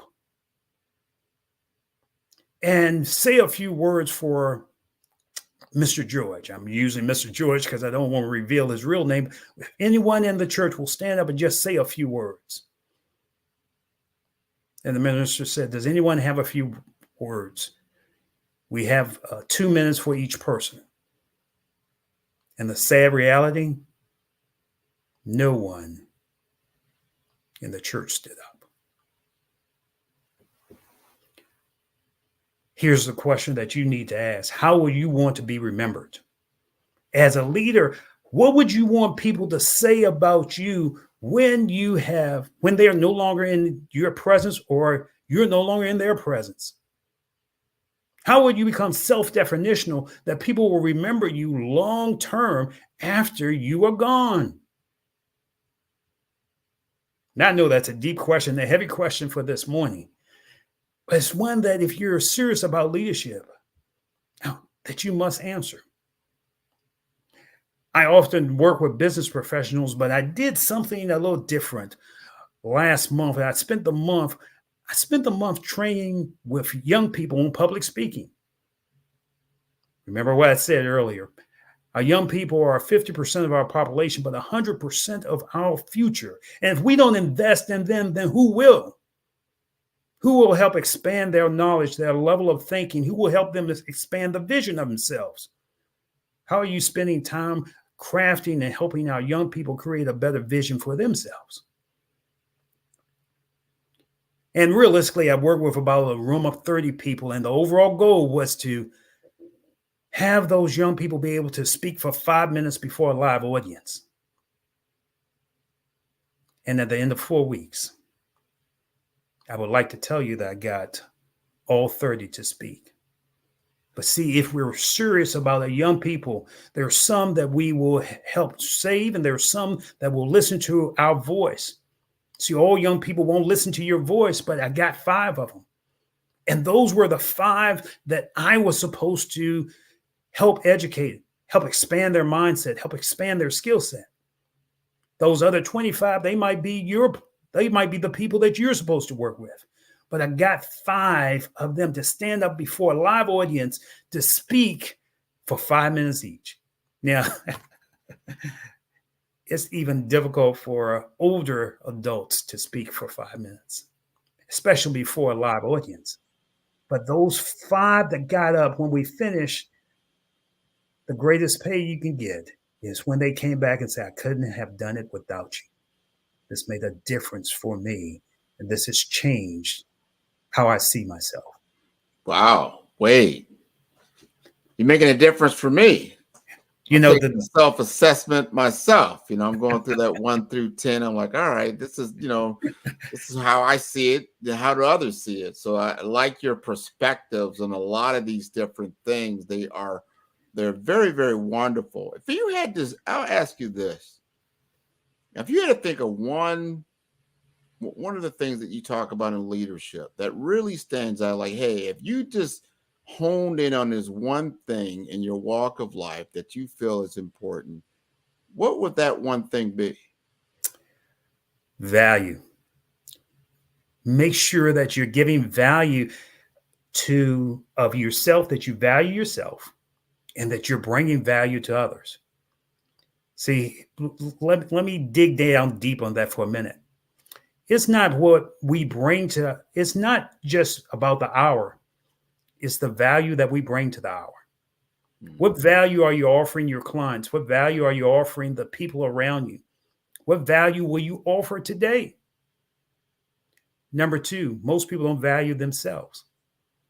They walk around. The overall job of a leader, and please, anyone that's listening to our voice, write this down. The overall job of the leader is not to create followers. The overall job of a leader is to create other leaders. But in order to do that, we've got to value ourselves. So if we had to drill down, value to others and value yourself. I 100% agree with that. You've got to bring value. You have to understand what is valuable, not only to yourself, but who you're working with. That is so important. I see such misalignment today in the business where I see it all the time on platforms like LinkedIn, where I get constant messages from somewhat strangers, from people, constantly asking me, say, hey, here's something you might find valuable, but they haven't done their research. They haven't really looked. So there's misalignment, so what it really comes down to is self-serving. You're self-serving. Because if you were serving me, if you're trying to serve me, you would do a little bit of research. You would say, hey, you know what? Based on my information here, I think Grant might find this of service. And if I find it of service, then I'm going to find it of value. And if it's valuable for me, then I will assess what I would invest in to get that value. Does that make sense? Sure. They say, Grant, service is the rent that you pay for your time here on earth. Mm-hmm. Who are you being of service to? We look at the big things that we have to do, and it's not the big things, it's the small things that add up to the big things. It's like I said earlier, picking up the phone, calling that person that you saw that might be having a tough time. Just taking time and saying, I'm not focusing on me for a few minutes. Let me focus on you. Mm-hmm. Let me be, how can I help you? And mean it. We all have a lot of friends on Facebook, but who are your real friends that you need to connect with and say, can I be of service to you? 100% on that. I see it a lot of times, unfortunately on Facebook, you see some things, people have passed away. They have moved on. And you look at like, that's the end of that book. That's the end of that story. That's that dash, as Dr. Kelly talks about. I'm at that point in time where I'm losing a lot of classmates. So I'm starting to look at these things like, what value have you brought? What value can you bring right now? Because nothing is promised to any of us. And we've got to really get outside of that limited viewpoint. Maybe you're only seeing 90 degrees of the equation. We need to get to that 180, that 360. And a lot of times you need other people around you, like Wade, the more guy, Randolph, to help us see the whole picture. In line with that vein that Mrs. Carter passed this week, Jimmy's Carter's wife. Yeah. And we remember her for what she did. We remember her for the difference that she made. Remember her for just being authentic to who she was. Here's the point that I'm going to gravitating to. How will people remember you and I after we're gone? Mm-hmm. What information will you leave them that will impact their lives for years to come? What difference will we make that we will improve the planet and even just the neighborhoods that we come from? What will we do to just make a difference? 100% on that. This has been wonderful, Wade. Thank you so much for being a guest speaker on the Black Business Network, the Black Business Olympics. Genius is common, and I'll see you on the other side. Same here. Have a great day, Grant. Thank you. Oh, great speaker. Wonderful message. The Black Business Expo's mission is to raise funds for high school seniors going to college or K through 12 entrepreneurs. This expo is a fundraiser for students. You may go to www.blackbusinessexpousa.com to donate to the scholarship fund, or use the Cash App that's on the screen below, and that's $BBXUSA. Our goal is to give laptops and up to $5,000 to 10 students. Students can register online at www.blackbusinessexpousa.com. Every dollar counts. So we want to remind you to donate to the scholarship fund.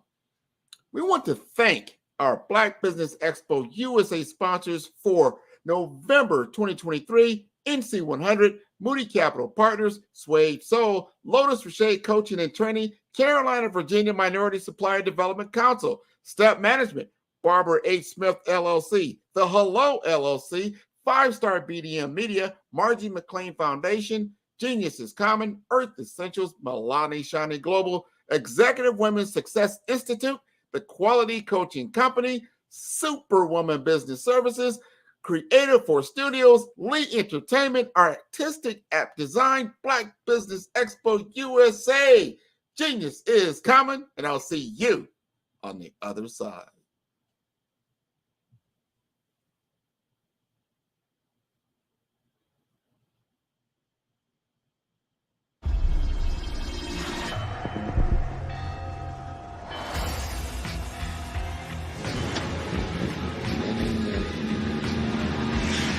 La connexion. La connexion.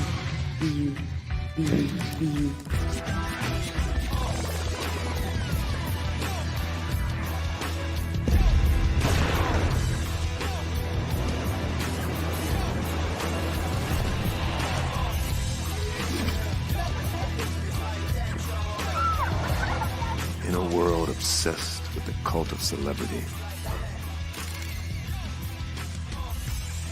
I challenge you not to aspire to anyone else's greatness, but instead strive to reveal and ignite the greatness within you. Are you serious? I totally think that's it. Hey. No! Hey! To me, sexy is a man that knows who he is and what he wants. He's comfortable. You look at him, you see him, he's just comfortable being himself. And you're like, Baby, be you. Be you, baby. Just be you. I like it. Introducing the Be You collection, exclusively available at K&G Fashion Superstore.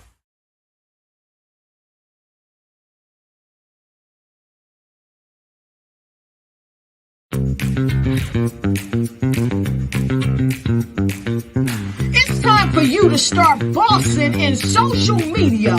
For all your social media needs, you come to the right place at the right time to get your website designed, landing page, social media platforms, and get the training you need to get in front of the people that's ready to buy your products and services. Let me train you with StreamYard, Zoom, Clubhouse, and much more. And let me help you get your virtual professionals, not assistants, because assistants can only assist you, but the virtual professionals can give you that professional flavor that you need to expand your reach and increase your revenue. Jump on in and get in where you fit in and start boxing today.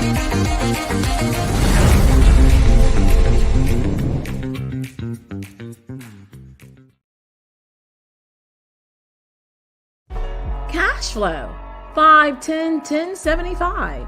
I use the cash flow app to keep track of my charities. Cash flow 5, 10, 10, 75 helps you manage expenses, helps keep track of charitable giving, helps you save your money. Cash flow 5, 10, 10, 75. Download it today. Cashflow 5101075 would like to wish the Cyber Bears good luck in this year's first robotics competition.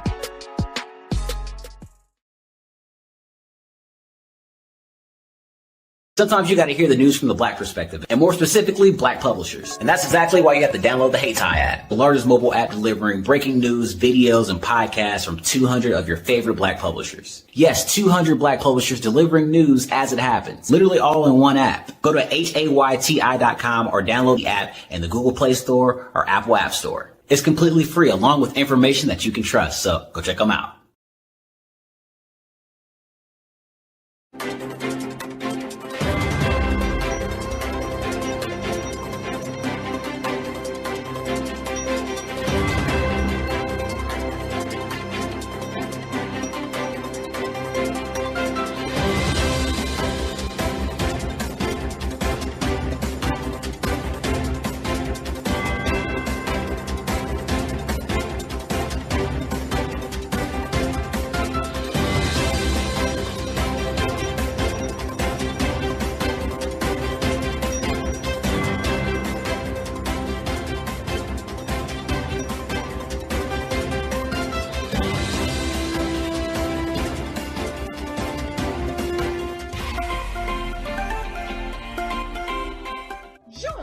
Dr. Eric Kelly III and a host of phenomenal speakers from all around the globe for this 7-day virtual event that you don't want to miss. The mission of the Black Business Expo is to raise scholarship money from kids all the way from high school, all the way from college. The Black Business Olympics is one of the largest Black business showcases in the world. It is an opportunity for businesses and companies to showcase their businesses globally. We are going to be giving away laptops up to $5,000 away to students. Again, I'm Olivia Appleberry, the founder of 2 Cents Finance and one of the speakers for the expo. I am so excited to see you there. For more info, go to www.blackbusinessexpousa.com or call 919-308-9090 and hope to see you there.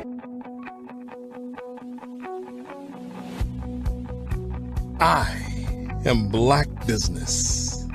From the moment I wake until the time I sleep. Yes, I am Black Business. I am Black Business. Tell me, are you Black Business?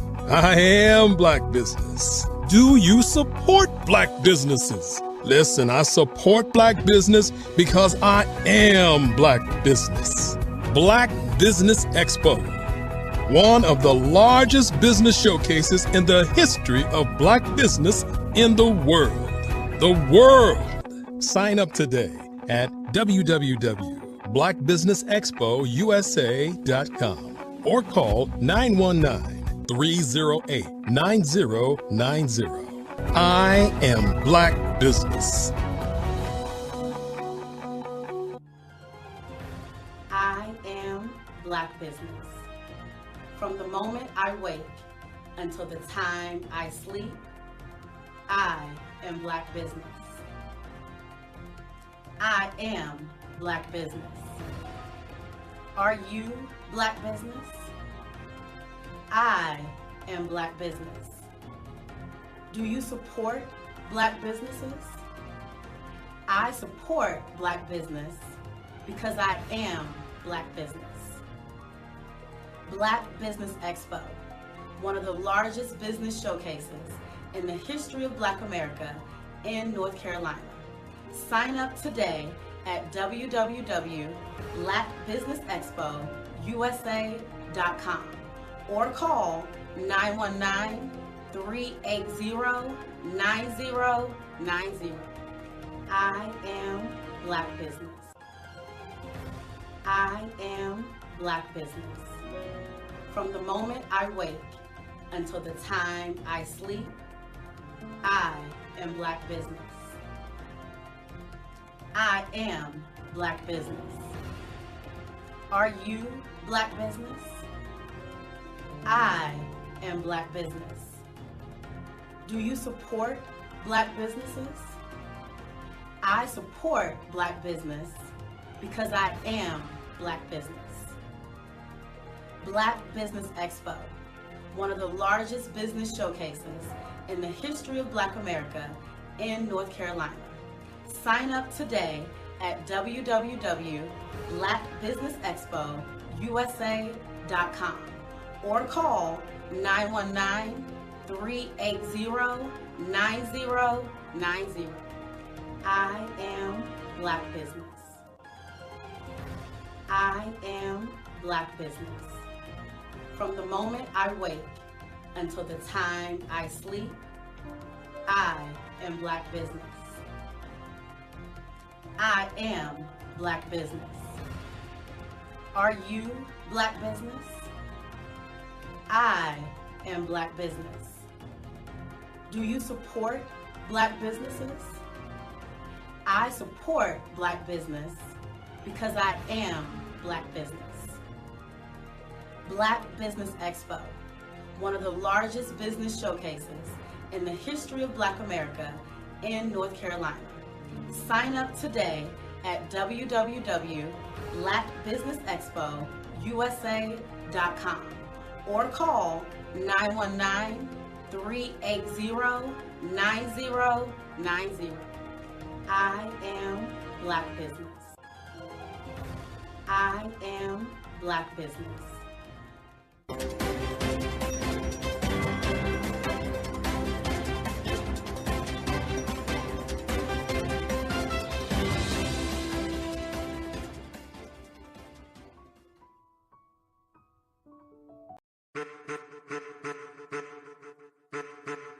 I am a child of the Most High God. He has gifted me in ways that I could not even imagine and didn't know.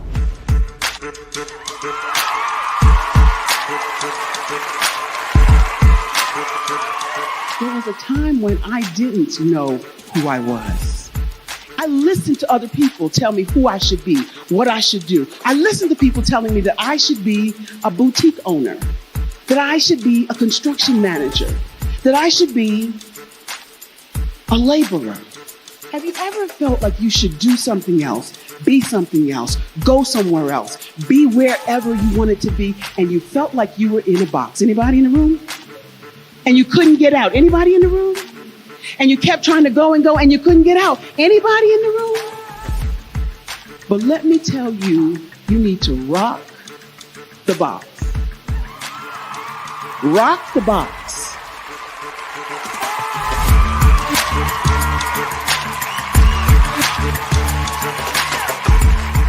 I am engaging, inspiring, and empowering.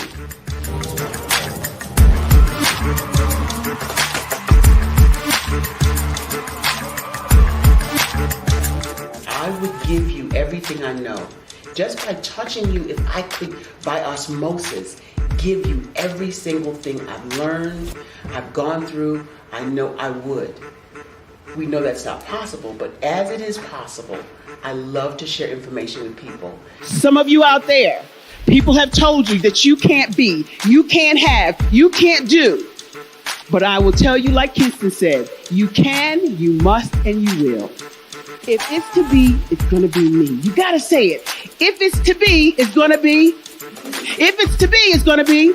If it's to be, it's going to be.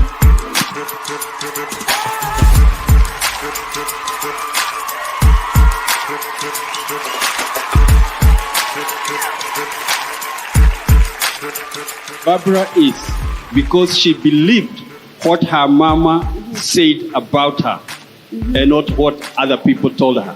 Every day you wake up, when you're in a situation, it's your choice whether it's an advantage or the disadvantage. She gained her confidence and her life, and now she is a testimony. If I can help you elevate yourself, then I feel like I'm elevating my own self as well. What you know and I know together can change the world.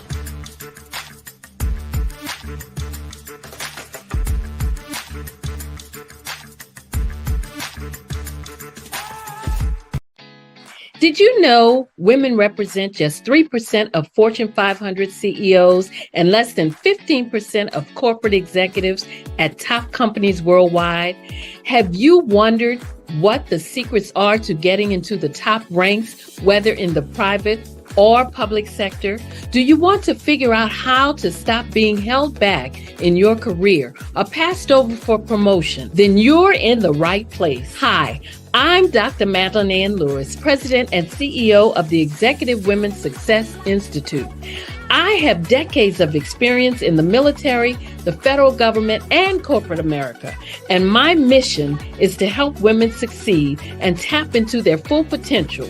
I want to reach 1 million plus women around the world to become the leaders they are meant to be.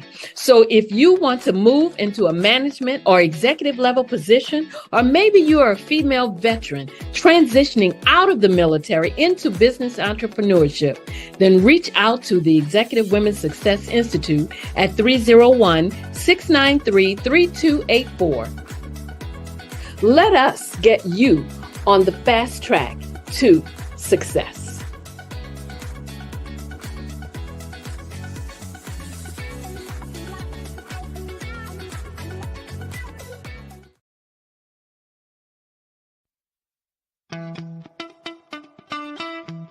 How many times have you been asked to help someone you didn't even know, a student, a business entrepreneur, or did you ever even ask, where did they end up? That business, that friend, that entrepreneur. Well, just maybe they ended up in a gang, bankrupt, homeless, or worse, dead. Maybe they turned to crime, drugs, and alcohol. Did you ever wonder? Did you destroy their dream, or was your life always so easy? At the Black Business Olympics, we started a movement to help students complete. Give them hope and foster success. Help them to leave their dreams of providing laptops, computers, and up to $5,000 in scholarship funds. Today, we ask you to help a student, a business owner, or an entrepreneur to realize their dreams by sponsoring them, supporting them, and buying from them. Consider this. With $1.6 trillion in our Black community, we only ask for a small donation for our students, our businesses, and our entrepreneurs. And you can change a life today. So I ask you, what are you going to do? Sit on the sideline and watch our students in high school be losers, miss out on their dreams from lack of resources? Or are you going to donate to the movement and change their future and yours as well? Give us a call today at 919-308-9090. Change their life by investing with action to the Black Business Olympic Fund. The Black Business Olympics, one of the largest business showcases of Black business in the history of the world.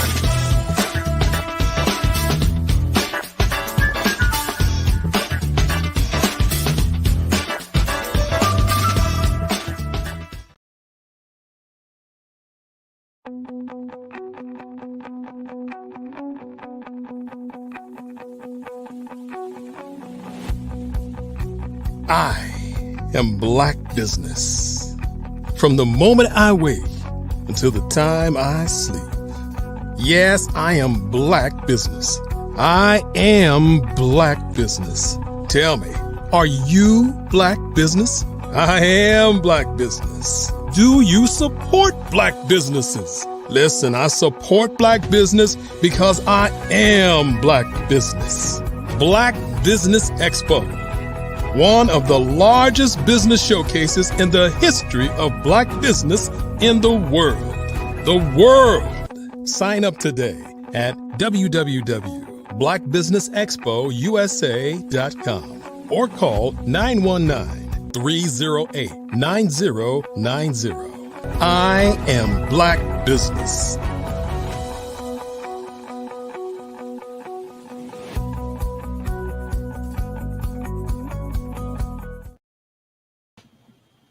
Good morning, good morning, good morning, business owners, entrepreneurs, thought leaders, and corporations. Welcome to the Black Business Network. My name is Grant McGaw, CEO of 5-Star BDM and host of the award-winning Follow the Brand podcast. I am your moderator for this morning on the Black Business Network. The Black Business Network is a 24-hour business network showcasing Black businesses, business owners, entrepreneurs, and thought leaders worldwide. We have speakers from North Carolina, London, Singapore, Africa, Japan, and cities all over the United States. The Black Business Network is a global community sharing its business knowledge to empower, inspire, and educate businesses about business. We are honored to introduce a man whose career spans over 4 decades, marked by significant contributions in various facets of the entertainment industry. I present to you Mr. Jerry Roebuck. Jerry's journey is one of unwavering commitment and remarkable versatility. From development and production to promotion, his touch has graced music, theater, artist management, and national exhibitions.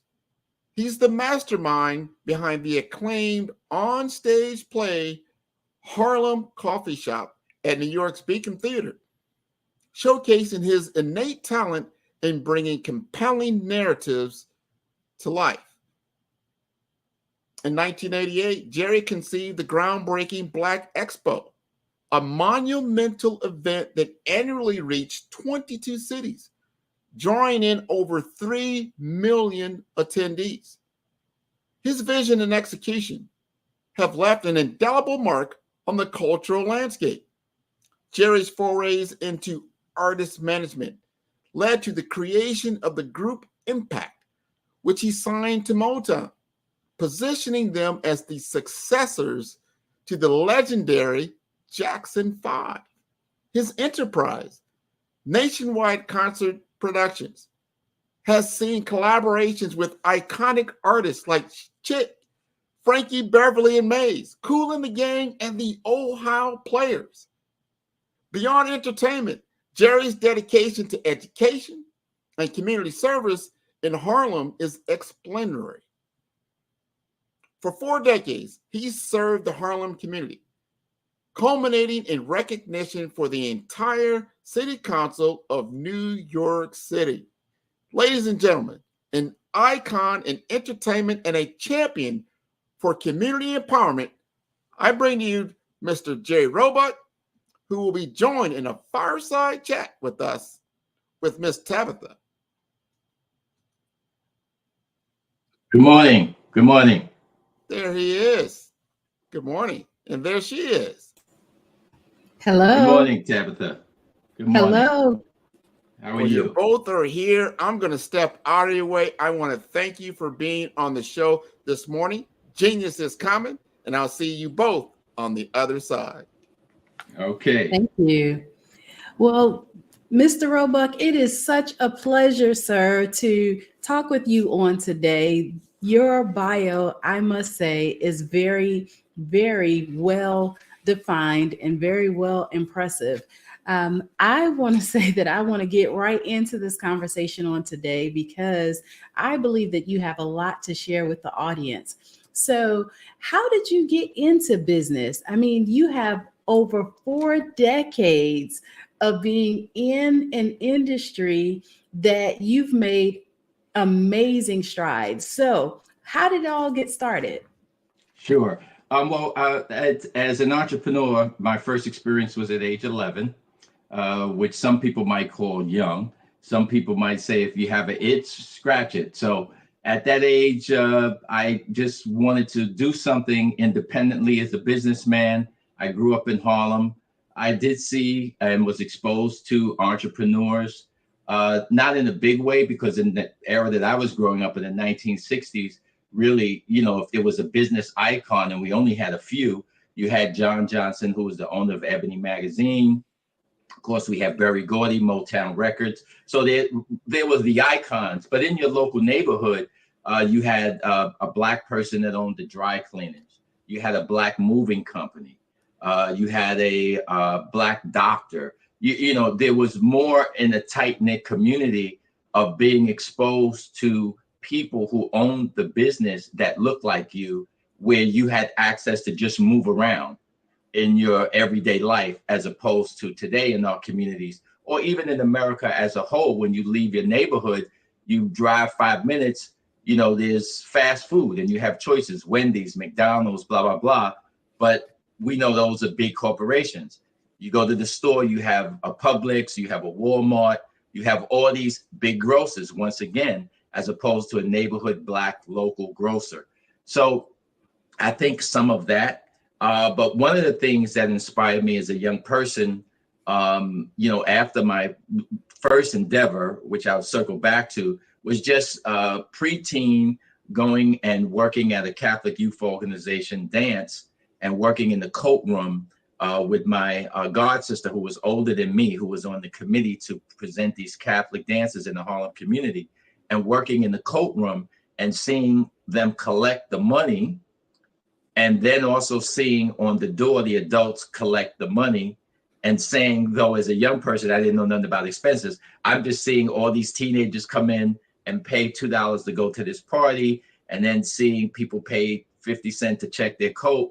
And to me, that was like, oh my God, look at all of this money. So my brain started clicking at a young age of, you know, maybe when I'm a little older, I can do something like that, which was kind of my eventual foray into the entertainment business. So I absolutely love that. You said age 11.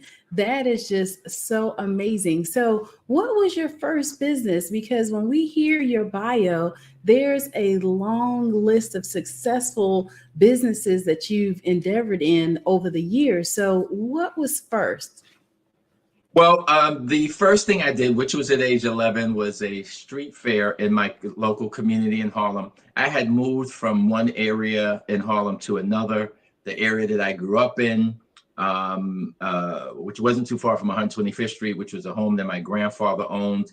The city of New York at the time was going through a major influx of, especially Harlem, of Southern immigrants to New York, and the second wave of the Great Migration, because of early 60s, Alabama, which I just returned from, for example, and I had many friends from moving up from Alabama. Many of the states, as you know, at that time period were going through the pre-civil rights movement. And you had an awakening of adults having their children who said, I want to go north because I want my child to have a decent education. Or we're young parents. My parents dealt with being farmers or sharecroppers. I don't want to lead that lifestyle. Or thirdly, you had adults saying, especially the World War II generation, I can't deal with this racism and segregation. So they were going north. And as you know, cities like Philadelphia, Baltimore, Chicago, and especially New York, we were seeing an influx of large numbers of Black immigrants from the South.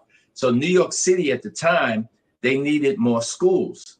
And this block that I lived on, centrally located in Harlem, the city decided to buy the whole block to build this modern junior high school in Harlem, which was one of the first air-conditioned schools in New York City, et cetera, et cetera. I don't want to get off track here. So my family, we had to sell our home, and my father wanted to stay in Harlem. So there was a new development being built in Harlem, high-rise development on Lenox Avenue, which is the main strip of Harlem, where they were going to have, let's say, Black middle-class families, World War II veterans. My father, for example, worked in the post office. So people that were really considered Black middle class in this new development. So we moved there, and there were a lot of kids. Unlike, I don't know, today when you move to a neighborhood, there's a lot of kids. But when we moved into this development, I mean, whether it was when school was getting out, whether it was on a Saturday, there were gates around this community that went from Lenox Avenue to Fifth Avenue. It was a huge complex with about 8 buildings, 17 stories high. But there were just hundreds of kids out. So you would befriend children. You know, what building do you live in? Oh, what sport do you like to play? Oh, you have an accent. Where are you from? Oh, I'm from Alabama. oh, I'm from Mississippi. But you were young kids and you would meet these kids. Well, what happened as I was only 11 years old and meeting these different kids, I just started having discussions with my mom and say, you know, I want to do like a little get together with my friends that I'm meeting, and maybe I could rent out. We had little playgrounds in front of each building, and I could rent the playground and have a little fair for the kids from our building, which was 620 Lenox Avenue, and some of the other buildings. And my mother said, okay. So we went and talked to the management, and they let me for the day rent the public play space in front of my building. And for like, 50 cents, you could come in, and we had games. So we had like, you throw a ball and knock something down. We had little bowling pins. We had little races. The girls were doing double dutch competitions, all types of activities. So at the end of the day, I made a little profit, and that was really my first taste of independent entrepreneurism. I didn't have a brand. I didn't have a name. I didn't have a flyer. I just invited my friends, but it struck that lightning, so to speak, that made me, in the back of my head, said I want to continue being an entrepreneur. So that was my first exposure. Wow. And then I mentioned that I had worked, wasn't really working because I wasn't supposed to be doing this.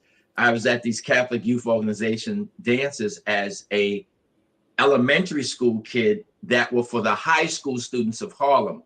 So back in this era in Harlem, almost every 10 or 15 blocks, there was a Catholic school. And in these Catholic schools, I went to Catholic school myself. I went to one of the biggest there in Harlem. But they used to have the dances so that the teenagers could socialize with each other. And they would normally be on a Saturday evening in the church basements, which were very large, because some of these Catholic schools, like the one I went to, All Saints, the school stretched an entire city block, and the basement was an entire city block. So you could fit almost 1,000 people in there. That's a huge place to have a party. And so my god sister, who was older than me, was on the committee because she went to a Catholic high school to organize with other Catholic students that were in high school these dances that would move around to the different Catholic church basements maybe 2-3 times a year. And so she invited her brother, who was my god brother and best friend. We went along as youngsters to work and help out. And so, as I was mentioning earlier, seeing them work at this function, which went to an organization, but the exposure, not only to that as a business, but that also lit a spark in me for the entertainment and music business, because I got exposed to teenagers dancing and hearing the Motown sound. And this is pre-disco. So what they would do is they would play a record. The record would be over, the kids would stop dancing, and then they would go and look for another record and put the next record on. And then people would listen to a few, the intro, and say, oh, I want to dance to that. And you'd have to go ask another girl to dance. So it was that type of an era. And that stayed with me through the rest of my years in grammar school. And then when I got to high school, I myself served on my high school, Catholic high school committee of organizing dances. But at that point, we used to do dances with other Catholic high schools in your high school. And you and I, at that point, most of the Catholic high schools were segregated, boys and girls. So I went to an all boys high school.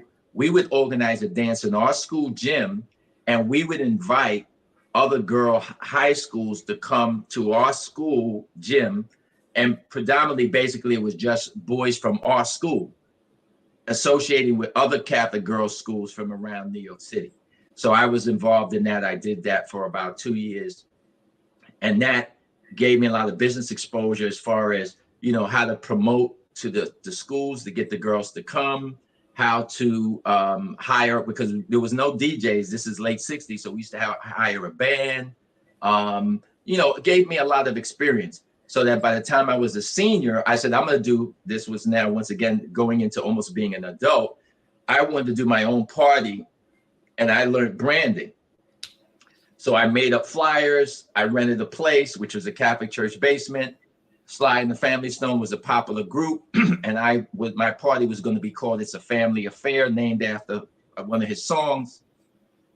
But unfortunately, when my father found out that I was going to do this big party, he got upset because I wasn't 18. He was worried that something could happen.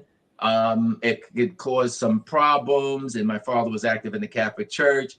And how did I sign the contract? And when he found out that my older brother did it, he called my brother down to the house and he said, you know, Jerry's too young. He can't be doing these organized parties.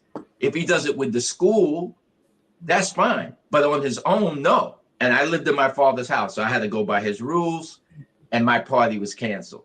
However, the next year I graduated. That year I graduated high school, started college, and that's how I started my first company. I named it after myself, Jerry Productions.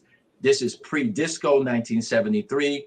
And instead of doing a party to promote to high school, Catholic high schools, I attended the City University of New York, and my first party was to promote to college kids who were students at the City of University campuses around New York City.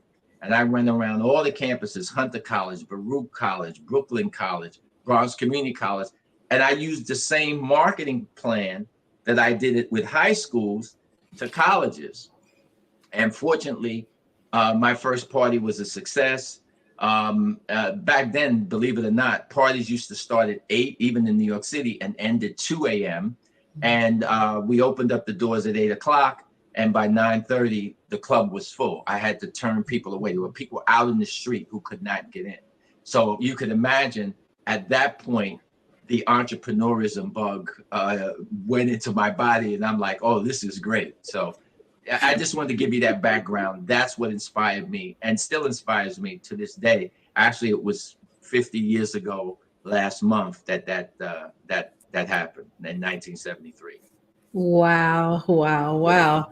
That is absolutely amazing. What are a few of the principles that you learned that even in your younger years that has followed you through your level of success? Because you just mentioned 50 years last month. I mean, that's a long time, but what are just a couple of principles that has followed you, like from what you learned over that course of time when you first got started?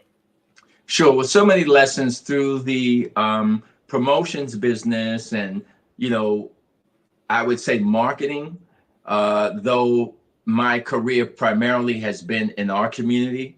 So I would say ethnic marketing is what in corporate America they used to call it. Learning our culture and obviously growing up in my culture in the Black community, with Catholic Church, the Black Catholic Church, Boy Scout troops in Harlem. My troop leader was a Tuskegee Airman. Being around individuals who had a thirst for life and success. Growing up at a time in America where we had, and I always, when I taught, I used to tell young people as far as inspiration. And, in my book, which I'm writing, I think I grew up in the best times in this country because the generation of the 1960s, we saw the changes in the country in civil rights. We saw the rights that we knew we would have in the future. As a Dr. King would say, the work I'm doing is not for me and my generation, it's for my kids and the next generation. Everything from voting to economic rights, civil rights. It was all about the next generation. So we knew we were going to be able to take advantage of that. And of course, we know affirmative action and other things came along after that. So being a part of that, president who was a great president, President John F. Kennedy, seeing him come into the office of the presidency and the great things that he was doing for people of color, followed by President Johnson, gave us, my generation, a lot of inspiration that we can do it. There's nothing that's going to stand in our way.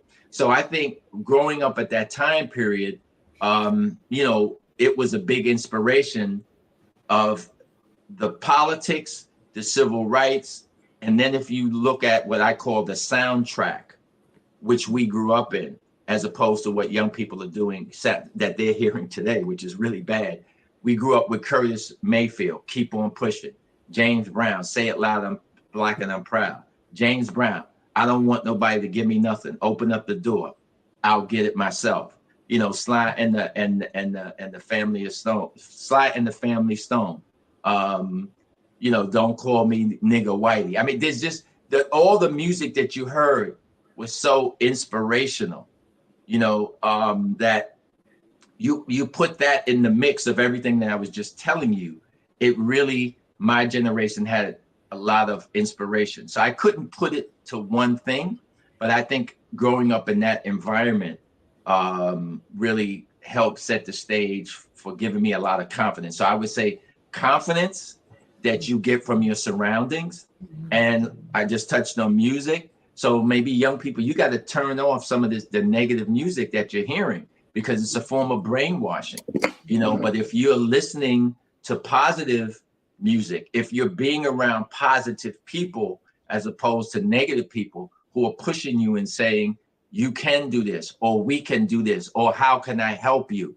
That's, you know, that's very important. And as I said, the 60s, there was a lot of that going on. The sacrifices that Dr. King made, the sacrifices that, you know, you saw the movie Ray with Ray Charles, with Jamie Foxx, where, you know, he was confronted by a situation of performing in Georgia, but now he's being confronted by young people saying, how are you going to go and perform? It's a segregated audience, right? You know, and then he says, well, no, I'm not going to do it. And everything he went through, being banned by the state of Georgia and all of that. So, you know, those things were inspirational, and there wasn't an influx of media like you have distractions today. You have the internet, you have social media, you have 250, 300 cable channels, you have 24-hour news channels. Back then, you basically had 3 to 4 channels, ABC, NBC, CBS, and maybe one, you know, independent channel.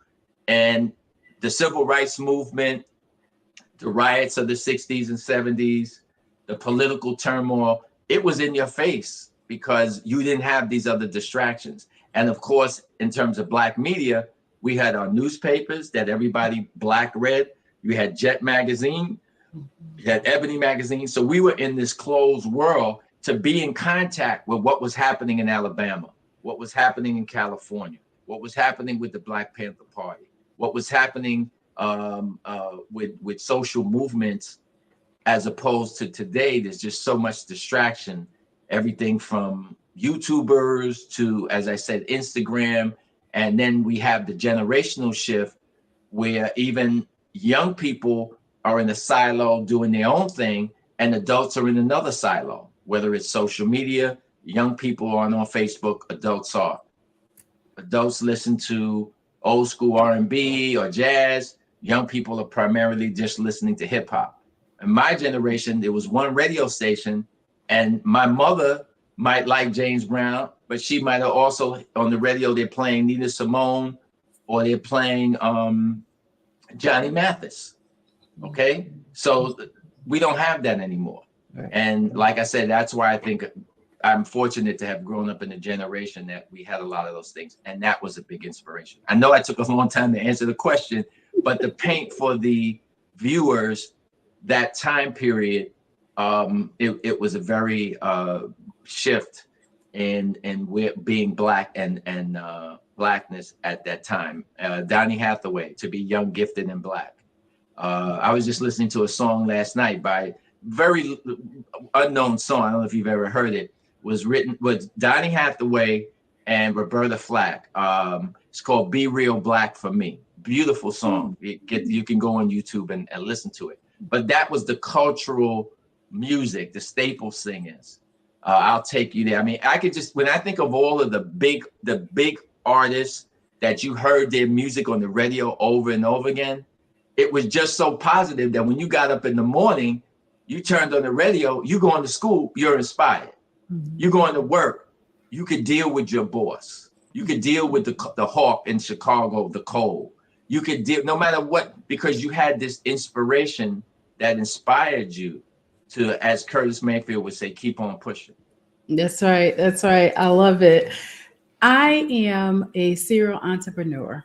I primarily Welcome to the club. I primarily focus on financial literacy and mindset in helping people to build out their business, whether they're just getting started or whether they're planning on expanding their business platform. So with that being said, why do you think that it is important for people to own a business in today's time? No different than when I was growing up. And I used to tell people this. I tell my godbrother's son this as a young person. Number one is nothing. And young people, a lot of young people know this too. I have a lot of former students who have done this, and then they made a transition that they had a job and now they're just doing their business. There's nothing wrong with what they call today a side hustle. You said serial entrepreneur. Young people use that jargon. It's my side hustle. So they have a regular job, and on the side, they're doing something else. I was talking to a young lady just this week, and she has a job and she's a single mom, but her side hustle is she just puts little trinkets together for people for their weddings or their bridal showers, or even when a man has, what do you call it? Their bachelor party? Bachelor party. Yeah. So she'll do simple things like she'll have embroidered or get laminated or the initials of everything from little gifts that can be given out to the people to come, to little decorations, so that if you are having a bridal shower, and she doesn't do any marketing, just word of mouth. So if she did her sister's, then one of her sister's friends was getting married, so then she did that friend, then that friend had some girlfriends that came, and she's not trying to do this full time. But if she does one a month, she's making an extra $600-700. So that's a side hustle. I'll just give you one more example because it's a huge one, it's personal, before I get into the full answer, and that is my nephew. My nephew started as a hobby, taking pictures. He's not a trained photographer, was a hobby. From there, someone asked them, they didn't have a lot of money, can you come and take pictures of my wedding? Took the pictures. They showed it to somebody else. Oh, wow. How can I get in touch with them to do our wedding? We don't have a big budget. He did their wedding. Then he started doing research on photography. He bought a better camera, made up business cards, went to the next wedding, gave out business cards. Then he attended a training session here in Florida, which is done every year by this guy. He's the biggest wedding photographer basically in the world. He did Brad Pitt's and I think it's Jennifer Aniston's wedding, John Travolta. And when he does this training every year, he picks 3 people that he's going to mentor them for the next year. And he picked my nephew. And he was my nephew is African American. So he was the only Black person. And he synced him up with another Black person that he had mentored a few years ago. And this guy was doing all these weddings for NBA players, NFL players, etc., and a few wealthy Black people as well. So when he might need a second photographer, because when you do these big weddings, as my nephew told me, sometimes there's 3 photographers. So he did a couple of NBA weddings with this guy, and then he'd be the backup photographer, right? So another NBA player would be there and go, oh, wow, me and my fiance are getting married June of this year, right? And the guy would go, oh, I'm already booked. I can't do it. So they would go to my nephew, are you available? So then he started. Well,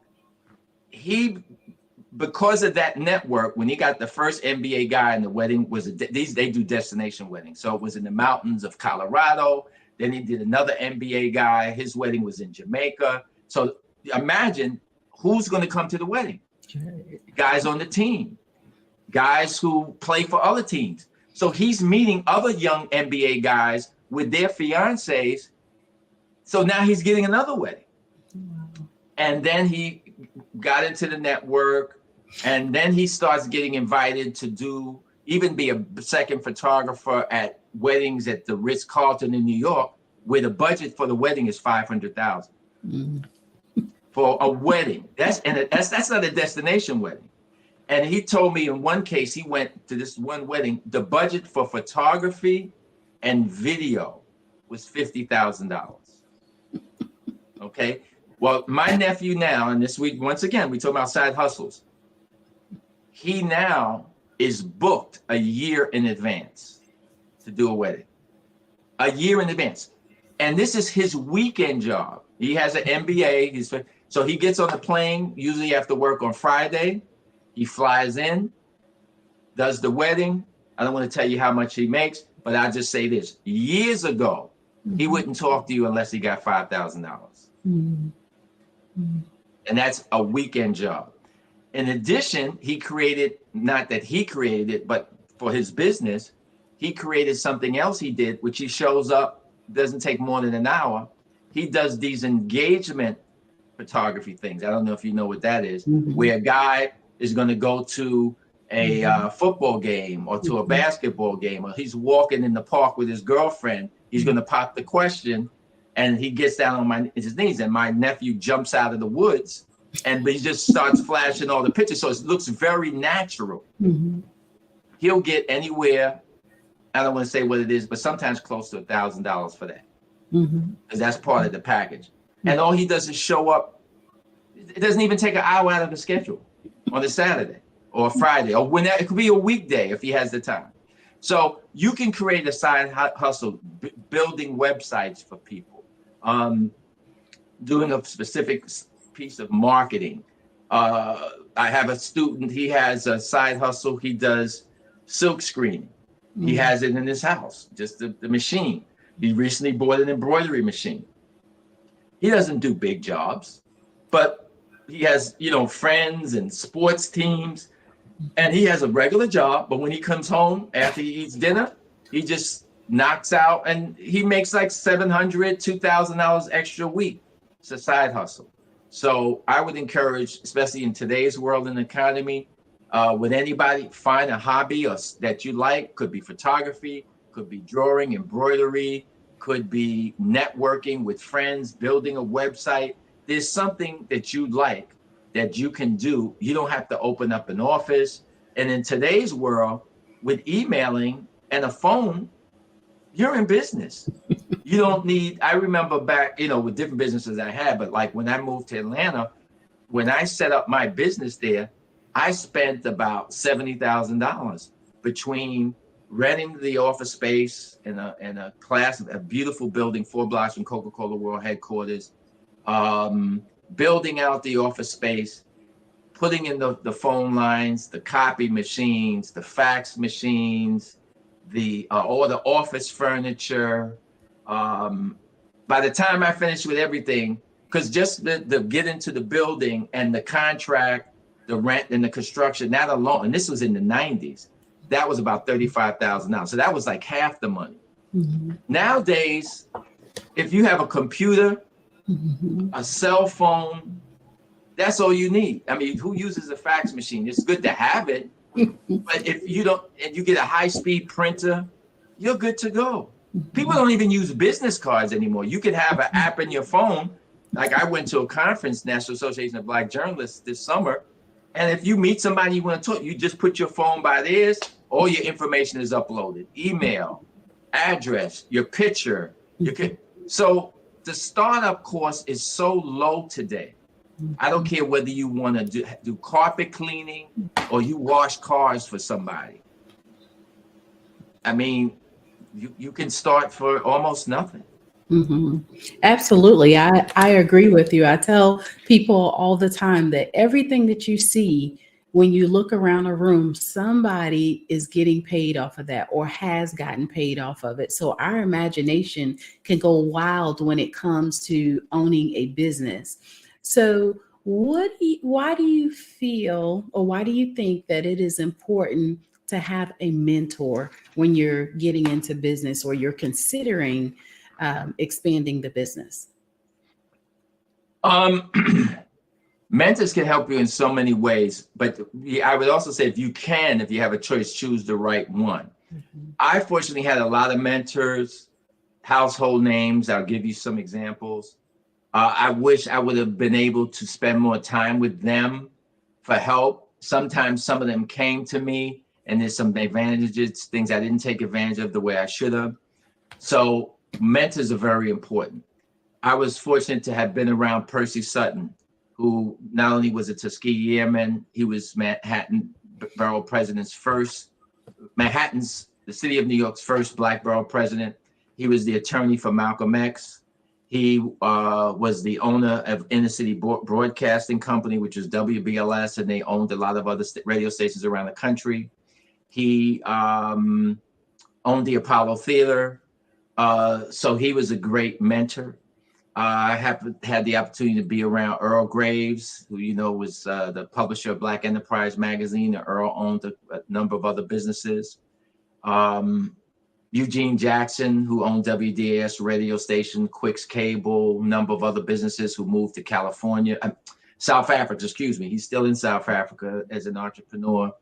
So those were some people back in my era that were at the plateau. These were really big name people. And I had the opportunity to be around them, occasionally kick some things off of them. I even had 2 conversations with John Johnson of Johnson Publishing. And he's deceased now, and not to throw any shade at him, but I had reached out to him to be a mentor. And in graduate school, my thesis paper was about Johnson Publication. And I really looked up to him. But unfortunately, it didn't go well. He was not receptive. He was a man of another era, not very well educated. And he looked at me and my generation as competition for him, which was ridiculous. And he just was non-receptive. And I think, I don't want to get off track here, but I think one of his legacies, and that's why his publication doesn't exist anymore, because he didn't build anything, nor create anything for the next generation. He wasn't a visionary. He was only a visionary for where he was at his time, and he got stuck in time. So I wish I would have had somebody like him, though he was in Chicago, not in New York. But the people that I did have an opportunity to be around, mentorship is important. So to get back on track here, the average person is not going to have an access till today when you look at a lot of the prestigious Black entrepreneurs, some who might you say are billionaires, whether you might want to say a Jay-Z or a Byron Allen, where back in my era, there was no such thing as billionaires anyway. It was multimillionaires, okay? So the average Black kid or young person coming up is not going to have an access to pick up the phone like I'm picking up my landline. Hey, yeah, can I speak to Byron Allen? Who are you? I'm a guy starting a business. I need some help. No, that's not going to happen. So you have to find a person in your neighborhood. They might own a funeral parlor. They might own a landscaping company. They may be an attorney who incorporates your business, and he's incorporated 200 or 300 Black businesses, and you say to him, hey, or maybe an accountant, right? And you say, hey, out of all the Black entrepreneurs that you're dealing with, you think you could recommend someone to me, since I'm just starting out, that could give me some advice, maybe when I need some help, a couple of questions? And I guarantee you that they would, especially like an accountant, because he knows the ins and outs of who's making money, who's not, who had a good year, who had a bad year. So ask your accountant or attorney, the person who incorporated you, the person that's helping you file your taxes, if they could recommend you to somebody. And I guarantee you there's going to be some adult that, seeing that you're a young person, or even an adult just starting out, or maybe you're in your 40s, you got a package from your corporation, you retired, you don't want to sit at home and do nothing, you always had an itch to start a business, you're really going to need some person to help you. And the other reason it's important is because a mentor, hopefully, especially if they're in the business that you want to go into, they can help you avoid the pitfalls. They can tell you, don't go down this way, go this way. Oh, I did this and it set me back for 2 years. Oh, you know what? When you get to this point, this is when you need to hire more people, or this is when you need to not do this. That's the thing, unfortunately, that I did not have sometimes, because I was a pioneer doing new things. And that is I'd say the drawback is when you're doing new things and creating new roads of travel, you don't have anybody to look over your shoulder and say, am I going too fast? Am I going too slow? you're out there on your own. So when I created Black Expo, people were telling me it wasn't going to work. It's impossible. This is going to fail. No, nobody has done traveling exhibitions, and it's too difficult. And even whether it was the radio stations, companies I went to as sponsors, sometimes even my own staff, everybody why it wouldn't work, And then when I think of the business opportunities that I had that I did not take advantage of, sometimes with the expo, I strived ahead and it worked. But sometimes I had business opportunities and I did not do it because I listened to people who weren't mentors, but I bounced things off of people. So for example, when I had a chance to build a hotel in Miami, because the city was looking for a Black entrepreneur to have as the person that they were going to give some prime real estate property to beachfront property to build a hotel, I reached out to someone I was in another business with who had a relationship with the Hilton hotel chain. And I had met the president of Hilton Hotels in something we were doing together. And I reached out to him to say, can you reconnect me with the president of Hilton Hotels? Because I can create this partnership to build this hotel. And he ended up spending the rest of the conversation talking me out of it, why it wouldn't work. Hotels don't always make money. I need to stay focused on my business that I'm already doing, because if not, I'm going to lose that business and I'm trying to do something new that I don't know what I'm doing. And I'm going into a business I don't know nothing about, and I'm going to lose everything. And I ended up getting off the phone and almost being depressed. And then I called back the people in Miami and told them I wasn't interested. And it was, like a big regret. So, mentors are good and bad. I'll say that. So choose wisely. Awesome. Thank you. Thank you. Thank you so much for sharing that wisdom with us on today. You are a wealth of knowledge. I also believe that mentorship is hugely important. And as you said, you should choose wisely. And collaboration is the new currency today, right? Like that definitely is good when you can network with others. So share with us how it is that people can connect with you. How can they contact you or work with your foundation? Sure. Well, I have a nonprofit group called Black Spirit Group. So you can go to blackspiritgroup.com. It's BlackSpirit group.com. And on our website, there's contact information. You can leave your information and email us at blackspiritgroup@gmail.com. We try to mentor young entrepreneurs, specifically Black male young entrepreneurs, and you can reach out to me that way.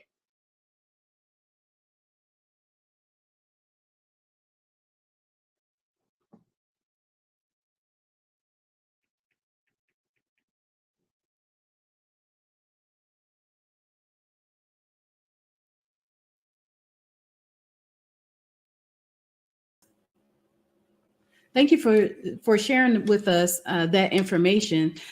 I seemingly have a few more minutes that I can learn a little bit more about you, which is exciting, right? Great. Because you're sharing such great information on today. So why is education important?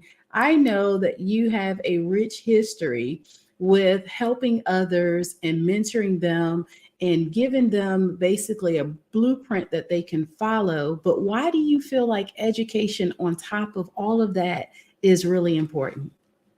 Well, for me, the reason I stuck with education, and though I did, pursue entrepreneurship full time a couple of times throughout my life and did various stints, gets back to side hustles.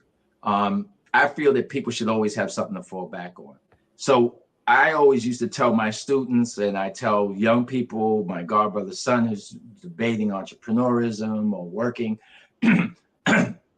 that once you get your education, I know you know this, that's something no one can take away from you. I have my degrees on the wall here, and they'll be with me until I die. That's something that I could cash, whether I fill out a job application, which I'm not doing at this point in life. I have no interest in doing, but I have my degrees, I have my licenses, and no one can take that away from me. But you could have a business that's worth millions and get sued and go out of business. Markets change, everything from, retail, on-site purchases to online disrupted businesses. We look at the magazine industry, which was a huge business, is basically gone. You look at the newspaper business, in less than a decade and a half, it's gone. So you could be highly successful in the business, and I'm not just talking about as a Black segment. I'm talking about your major daily newspaper. I'm talking about something as generic as a retail corner store that Amazon has basically put a lot of retail businesses, they're gone because people shop online. So having an education is important because you have something that you could fall back on. And there's so many other pieces. If you start when you're young, get your education out the way.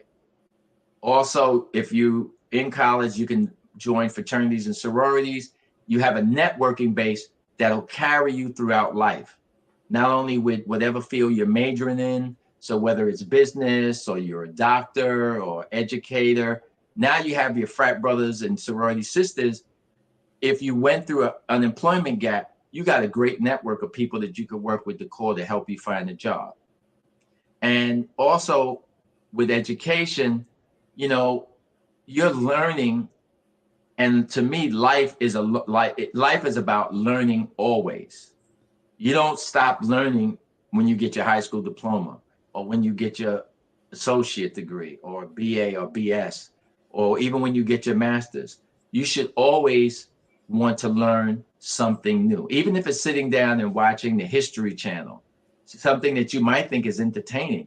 You don't know how watching the History Channel can help you even with your business, where they might have a show on the origin of fast food or the origins of, for example, how Henry Ford modernized the assembly line, how that could relate to something that you're doing.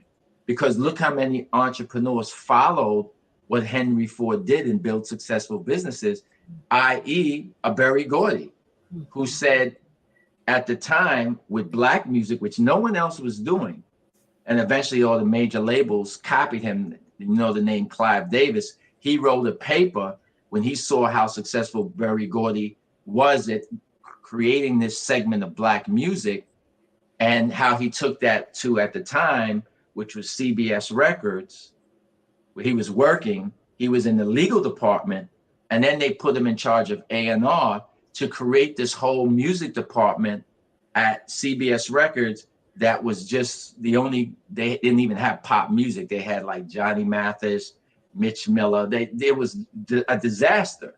But then he created something to have Janis Joplin and Sly and the Family Stone, and to create the things that Berry Gordy was doing, but on a big scale. But Berry Gordy, what he saw with the Henry Ford was everything was in-house. So he created an assembly line no, I'm not going to go to an outside studio and record the music. In Motown offices, I'm going to have our studio, and we could work 24 hours a day. So if I'm home, it's 10 o'clock at night, and I have an idea for a song, I'll call Smokey. Hey, Smokey, call the musicians. Have them meet me in the studio in an hour, and we can go to work. I just got to open up the door, the key. And then that morning, I can meet with some of the A&R staff, and I'll get some teenagers to come by after school and say, what do you think of this record? You like it? Put your hand up. You don't like it? Just say you don't like it or don't say anything. So he had the manufacturing, which was the studio. He had the quality control of everything from secretaries to students to other musicians to rate what he was doing. And then in-house, he had the marketing and the promotion to know what was going on out in the field. Whereas another record company, they made a record and they just sent it out. They didn't know what the feedback was.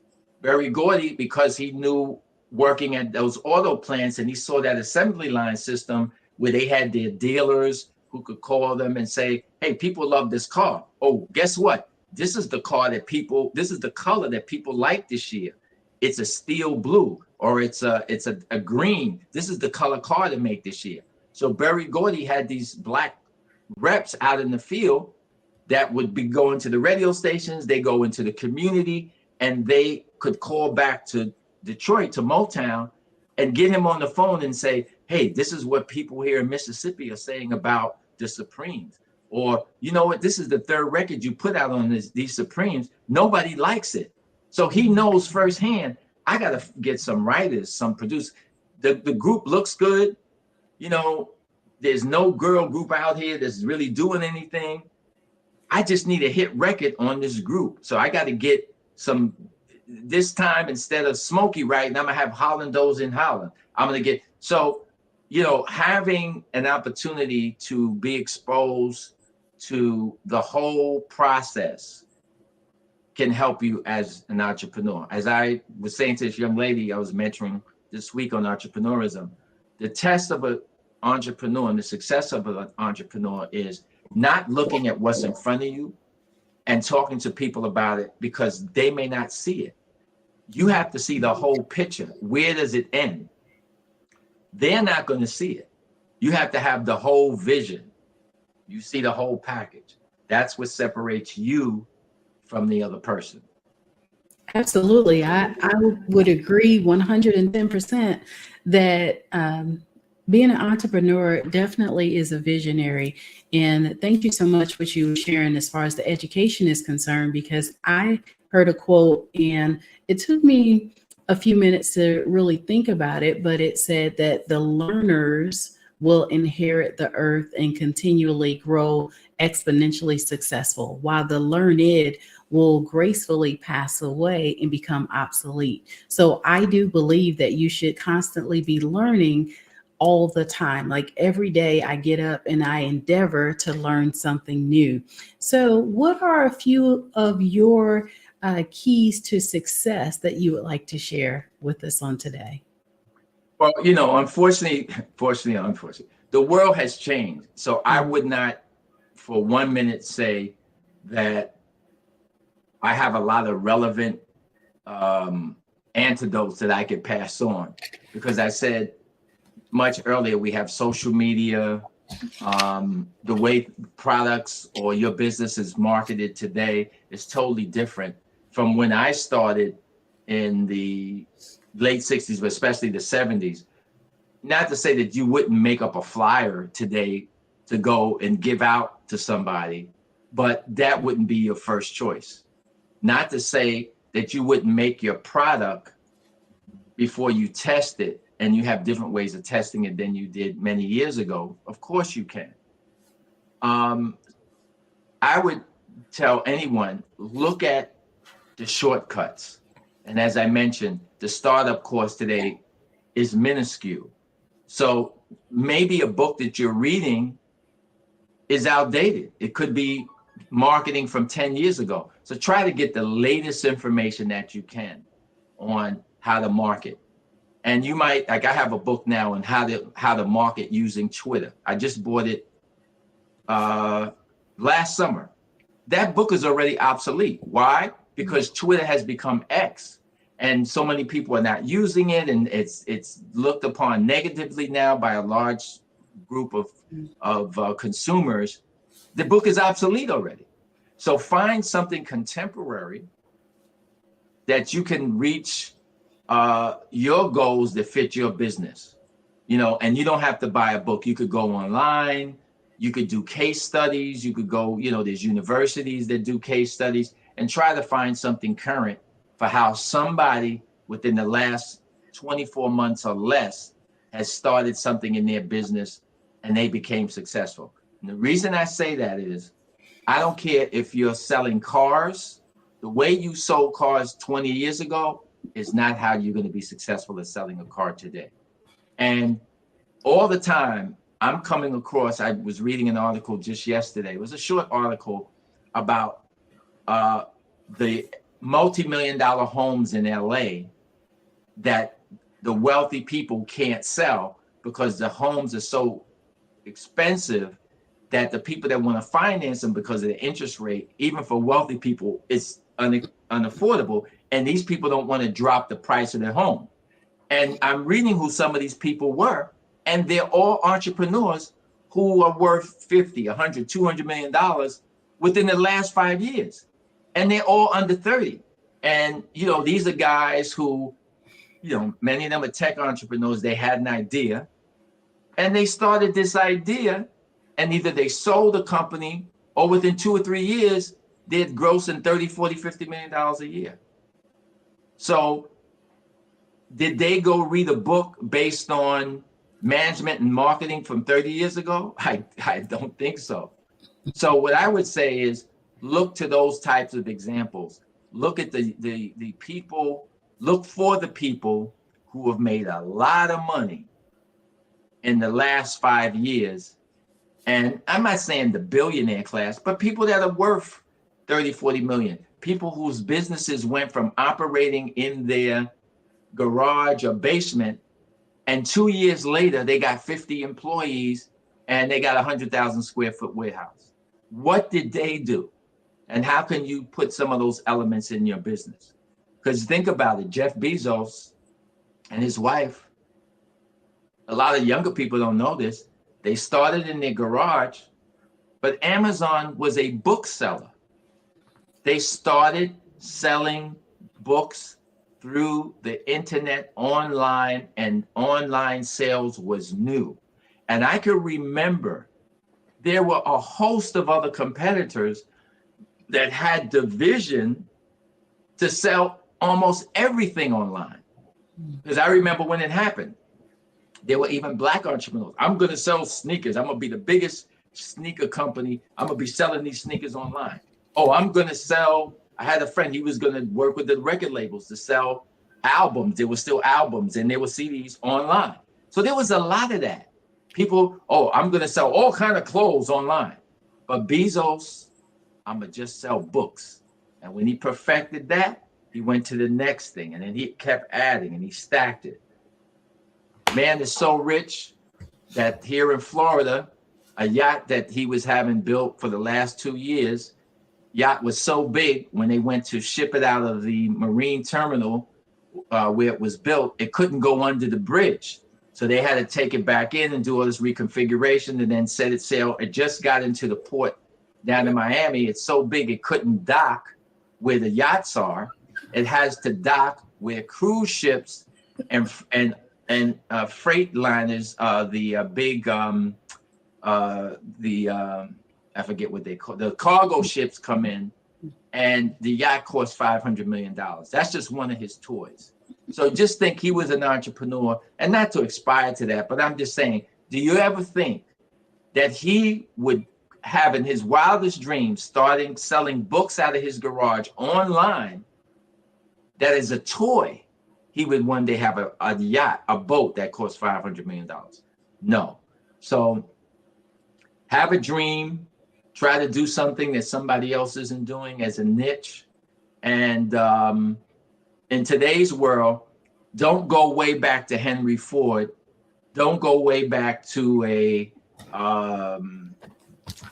John Johnson, or, you know, that train left the station. Look for people who within the last 2 years or so, 3 years, no more than 5 years, look at their business. What did they do? What was their path to success? And just pick out some of the things that they did. And it's more relevant than any book you could read. I love it. I love it. With that being said, how does life experience play a role in success? Because I know that we talked about education, we talked about some of the keys to success. So how does life experience play into all of that when we talk about a person becoming successful? Well, I wish the life experience I had now, I had in my 30s when I had so many opportunities, because as I was saying, when you're walking down a road that you are clearing the path, you know, you don't have a lot of people that you might be able to say what's ahead unless they walked in your shoes and they're in the same business you are. So like a Jeff Bezos even, he was creating something that there weren't other people that he could probably bounce things off of that had done what he was doing. But the one thing he had going for him was unlimited money. This is something people don't know. Because he had worked at a investment banking firm, and when he left to start the business, saw what he was doing, and this person knew the potential of the internet, he basically said, as long as you can keep growing, I can keep giving you money. So Bezos had unlimited money.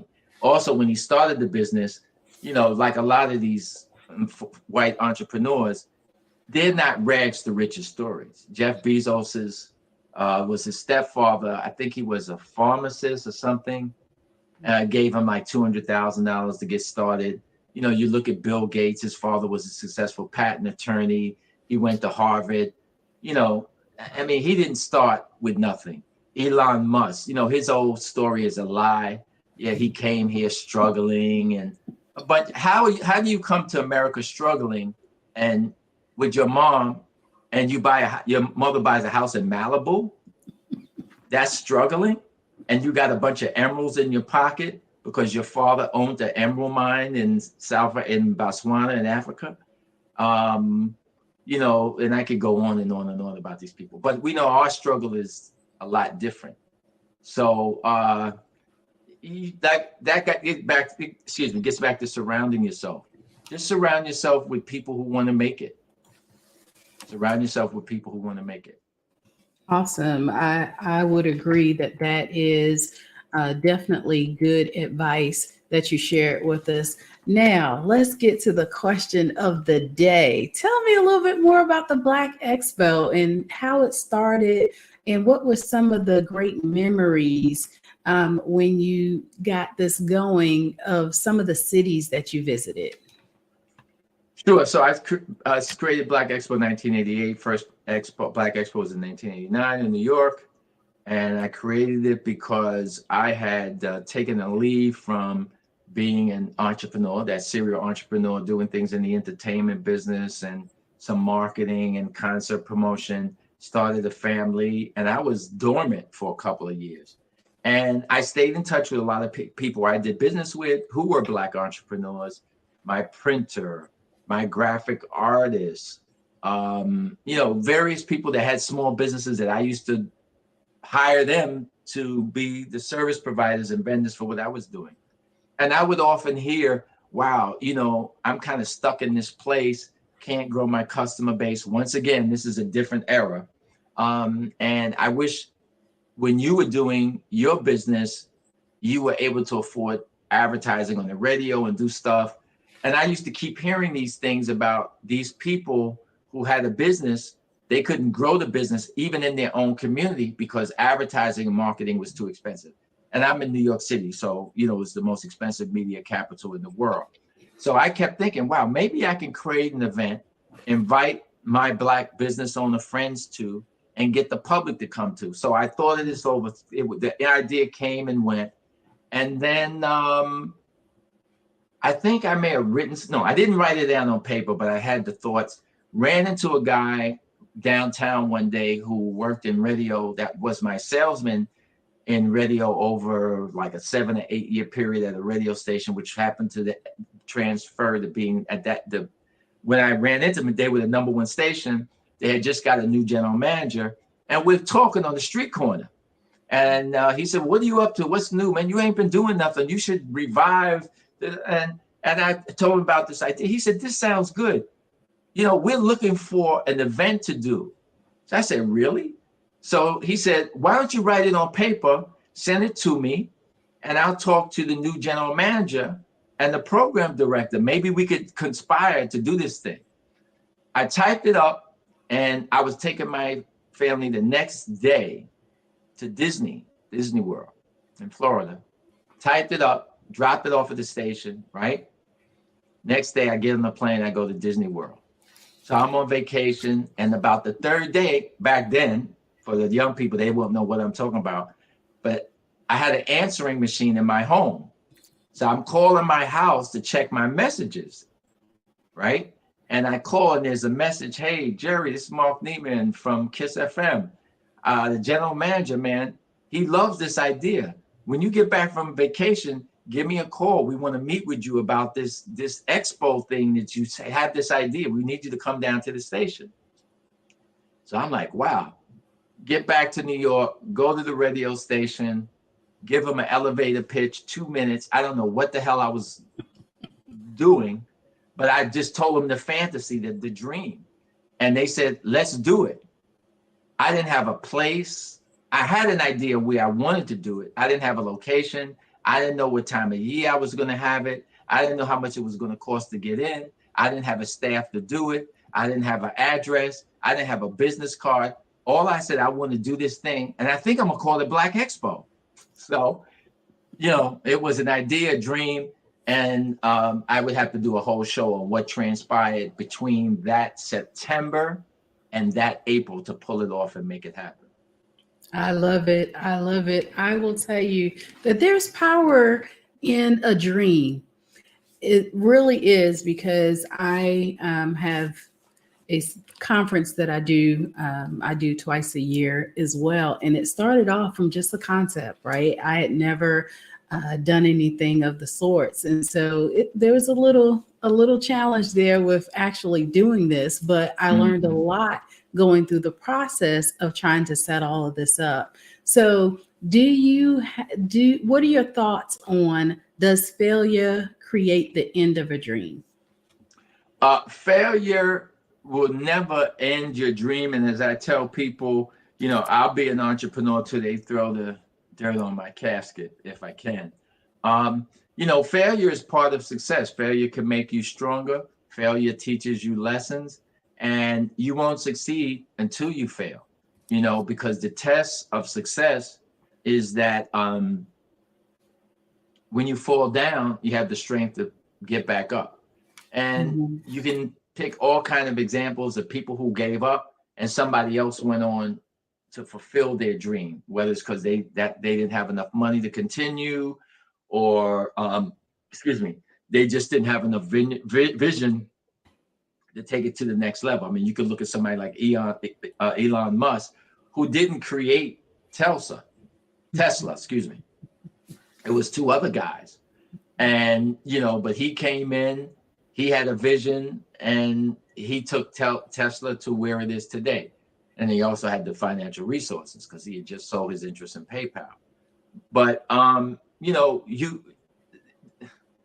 failure is, and it'll teach you, I think the best lesson is that if you do fail at something, you start something new, and then it gives you the drive to make that work, because you've already experienced failure, and you're going to say to yourself, I'm not going to fail this time. I'm not going to run out of money. I'm not going to choose the wrong people. I'm not going to listen to this person who's going to say, oh, that ain't going to work. Don't do that. Because you now did something or doing something that when you were doing something before in another business, somebody told you, oh, don't do that. That ain't going to work. And you watch the competition do what you had a vision to do months or a year earlier, and they're hugely successful now. So no, you can't look at failure as giving up. Look at failure as a test for success. And I would say to everybody, just because you fail, don't give up. And you said it best, you're a serial entrepreneur. That means you keep going. Even after I retired, I've been here in Florida. I have a new, I hope, major business I'm launching at the beginning of the year. But I've had about four businesses that I've started. I wouldn't call my podcast a business. But when COVID started, I had a COVID-related business. I sold masks and hand sanitizer dispensers. When school shootings, which unfortunately we still have occasionally, but when we had a lot of them 5-6 years ago, I started a company, A+ School Security Products, selling prevention products for school safety, everything from door stops to bulletproof mobile blackboards, things that would help keep schools safe, security systems. I also started a small cleaning business, household cleaning business for retired people, that targeting a segment of the population, senior citizens that are retired, I don't want to say elderly people, but they don't have the energy to clean their house. They keep a clean house because there's no kids running around, but just the little basic, simple things that they need that are tasks for them to do. So there are things that you can always start as an entrepreneur. And as I said, in today's world, you don't need a lot of startup money. All you need is the idea and the vision. And I mean, there's people that do Instagram videos. I see where they say, here's how you can start a business for under $300 and make $100,000 the first year. You definitely have a pulse on innovation and being current, right? Like with all the different businesses that you created, especially during the pandemic, because of you saw a need, right? So tell us about the Black Spirit Group. How did that come about, and what are some of the things that you do within that group? Well, we're trying to, as I mentioned, mentor a lot of young Black entrepreneurs. I shouldn't say a lot, but within our small network of members who are from around the United States, we have members in Vegas, and I'm here in Florida. There's another member in Florida, Atlanta, Georgia, New York City, New Jersey, out west, the Midwest, North Carolina. And what we're trying to do is see if we can create a base that eventually young entrepreneurs can come to, get some free mentorship, and then they mentor within themselves to help their other network of friends become successful when they start a business. So it's each one teach one. However, and this is my learning experience with any business, you have to have a master plan, a master goal. So one of our master goals is to have a resource of financial capital to help people when we see an opportunity. And you got to think big. So we approach Goldman Sachs. You may be aware of Goldman Sachs created the $10 billion Black Women's Initiative to help fund Black women-owned businesses. So we've approached Goldman Sachs to create something similar for Black young men that are trying to start a business. And we pointed out that there's differences because in some cases with Black men, they own different types of businesses, which are important in our community, and nonprofits. So just as some quick examples, more Black men tend to be in the construction business, or even having in the transportation business, truck drivers. And we know with the Build Back Better bill, there's $1 trillion that's going to come online with infrastructure, and Black men have an opportunity to participate in that more than a percentage of Black women, because we are the predominant. If we look at the Black ethnic group, that category is probably 90-10 men over women. Right. But if the men don't have the access to capital to buy the fleet of dump trucks, to put up the bond to do the construction work or infrastructure work, you're not going to get the opportunities. Black men tend to historically be the ones that are farmers in our country. And, we're losing our Black farmers as much as our landowners on an annual basis. That is ridiculous. They need access to capital. So that's another area. And when you look at nonprofits, we know there's all type of nonprofits, and in our community, we have all kind of needs. But when you look at Black men that own nonprofits, they really need money, and they're doing more of a type of work in our community that's needed, that I'm not saying Black women can or aren't doing, but it's specific to solving problems in our community. So whether it's fatherlessness, like I have a friend, he has an organization called Real Dads Networks, where he's teaching young men who are fathers, they might even be high school age, and young fathers, how to be a father throughout your child's life. Most likely you're not married to this girl, but just because you're not together living in the same household, you need to have the same skills of fatherhood as if you were a man married to this woman, because you are in a relationship with her for life because you have a child together. Violence interrupters. I'm not saying there aren't Black women in our community who are out on the street corner talking to the boys who are selling dope, or to gang members who are retaliating against another gang because one of their gang members got killed. But you know, the reality is it's Black men who have to go out there that can talk to these boys and grab them by the collar if they can, or respect them because they themselves were former gang members or came out of prison or grew up in the same neighborhood, that these young men can respect, that can save lives in our community based on the perils of what we're seeing all across this country in our community. So there are a lot of Black men that have nonprofits that can't even get money to print up a T-shirt. I'm telling you what I know. So for Goldman Sachs to create an initiative like this and leave half of our community out, which is Black men, a $10 billion fund, you know, we tried to address this issue. We haven't been successful. We're in the process at the beginning of the year with communicating with some of the larger investment capital funds that are bigger than Goldman Sachs. I don't want to name who they are, but we'll be reaching out to them and seeing if we could meet with them to create a fund then for Black men, young men that want to start a business, Black men who own nonprofits in our communities that are doing the type of work that I talked about. That's the opposite of what Goldman Sachs is doing for Black women. And once again, this is not to take anything away from Black women. We applaud what Goldman Sachs did. It's great. But why did you leave Black men out of the equation? You know, that's all we're saying. But they chose to do that. They have chosen not to respond, you know, and it is what it is. So we'll just move on. And like I said, it's a bigger picture. We're trying to hopefully create something like that, because the urban leagues, the Al Sharptons, the NAACP, these things are not even on our radar screen. And these are the things that are needed in our community.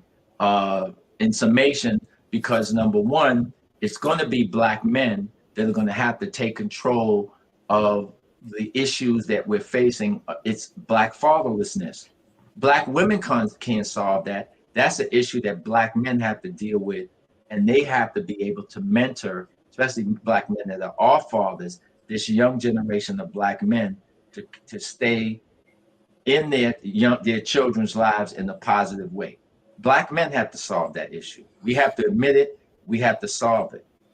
It's a Black woman. Yes, she could go to her brother. She can go to her uncle. She can go to her father to have them in the lives of that child. That's important. But that connection of that man, young man, if it's a young man being the father of the child, he needs to be involved. And like I said, that's the issue that Black men have to solve.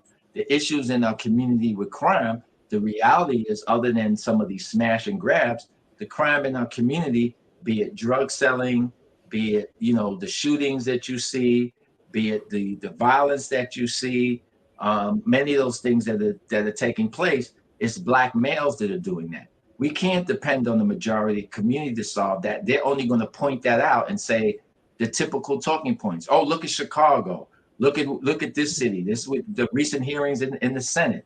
This is what they were talking about with violence and gun violence. They want to use us and make us look bad. They're in power. They don't have no solutions. They don't say, okay, yeah, this is a problem. Let's allocate some money and resources to fix this. They're not. So once again, we're saying as Black men, we can create some solutions, but we know it takes resources, and the government is not going to do it. So maybe through private industry, since you're talking about you want to help fund some nonprofits in our community, fund some Black men that are in our communities in Chicago, that are in the hood doing the hard work, in Bed-Stuy and Brooklyn doing the hard work, the violence interrupters. I know a group that's in Harlem, they're doing the hard work. The Urban League is not doing that. The Urban League last year got, I think it was either $42 or $46 million from the government to do programs with young people. Now, I'm not saying they didn't do these programs, but if there's an interest in doing something with young people in our community, it needs to be to interrupt the climate of violence that we have. Because, as I said, in our community, it's out of control. I know we're getting off track here from business to other problems, but it's all related because we have to own the business and we have to feel safe owning that business in our community. And if you can't have a birthday party, a sweet 16, you can't have a bridal shower, or you can't have a funeral service. You can't take your children out to the park in your neighborhood without worry about there's, gunshots, and it's not safe for your wife, your mother, granny to sit on the porch, for your children to ride your bike. Then what kind of community are you talking about? And once again, we can't depend on the government. We can't depend on people who are just going to point out the issues. That's an issue that we have to grapple with and solve ourselves, and it takes resources. Oh, I agree. I grew up in inner city Philadelphia. And I, some of the things that you were talking about here today was very interesting to me. I remember WDAS and different things like that. So I would say that the point that you just brought out on how we need to educate and help the younger Black males is hugely important. I have 4 sons, all in their 30s, and they all serve in the military. So it is really interesting to me just to see their path and the path that they chose as they were growing up. I've always tried to set the example for them as well. So tell me this, how did you and Dr. Kelly meet? I know that he does an expo, and I believe that Bill Cherry introduced you guys. Yes. So how was the young Dr. Kelly like? Oh, wow. Well, I met him, as you said, through Bill Cherry, God rest his soul. He was such a great person and great mentor. We did a lot together. We traveled throughout the country, and I would say throughout the world together. I wish he was still here, and I also wish, once again, some of the things I know today, I knew back in that era, because I could have accomplished so much more, even with him. I don't know what you know about Bill and his background, but Bill was publicist for Richard Pryor. He worked with his publicist for Jesse Jackson and the Rainbow Coalition. There was not a city that I got off a plane with Bill Cherry and he didn't take out his notebook and he had names of the movers and shakers in that city.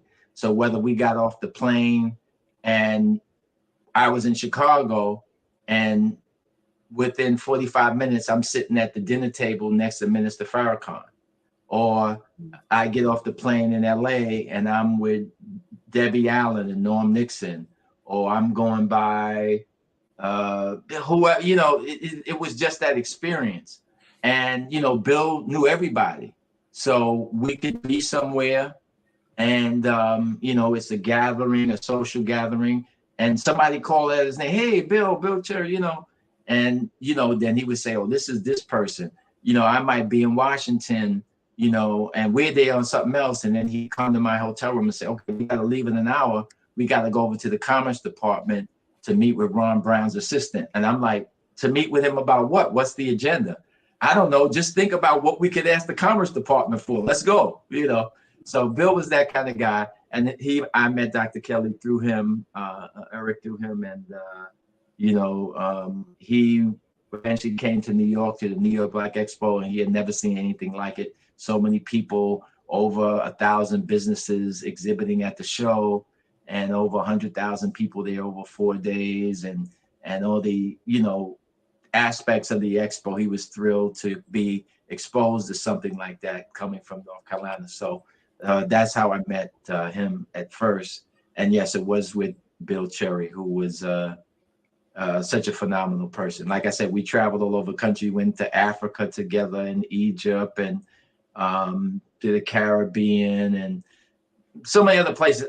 Because I was doing expo and was kind of fixated on a crazy schedule, I had a chance to go to Brazil with him. I couldn't do it. There's other things that came up, and I just couldn't, break away, to try to take advantage of some of the other things that South Africa, when Nelson Mandela came to power, there were opportunities through Bill when the ANC was getting, I don't want to say taking over, but getting access to some of the businesses in South Africa. And there was an opportunity to do, because they were getting a wine vineyard, which was being given to the ANC, and they needed an access to market the wine here in the United States. But I just couldn't get over to South Africa, and someone came to meet with me and Bill in Atlanta. And I still have the pin that they gave me from the ANC at that time.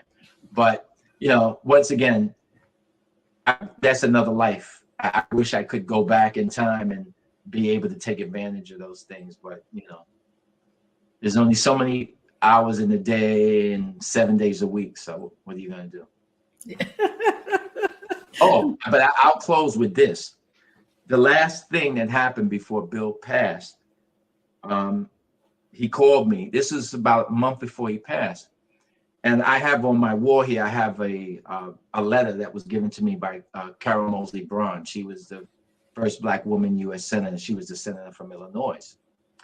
And he says, a young man is just won the seat to be the U.S. Senator in the state of Illinois, and we need to go meet with him. He's going to go far, and, you know, he's got a lot of potential, and, you know, who knows where he's going to be in another 2 or 3 years. And we need to sit down with him and talk to him about what he wants to do in the future now that he'll be in the Senate. And since you, and of course, in my experience doing things nationally, you know, we should really sit down and talk with him. And I'm going to arrange this meeting for us to go to Chicago and talk with him and some of his people. And that was Barack Obama. So unfortunately, Bill passed, and that never happened. And Obama went on to become president.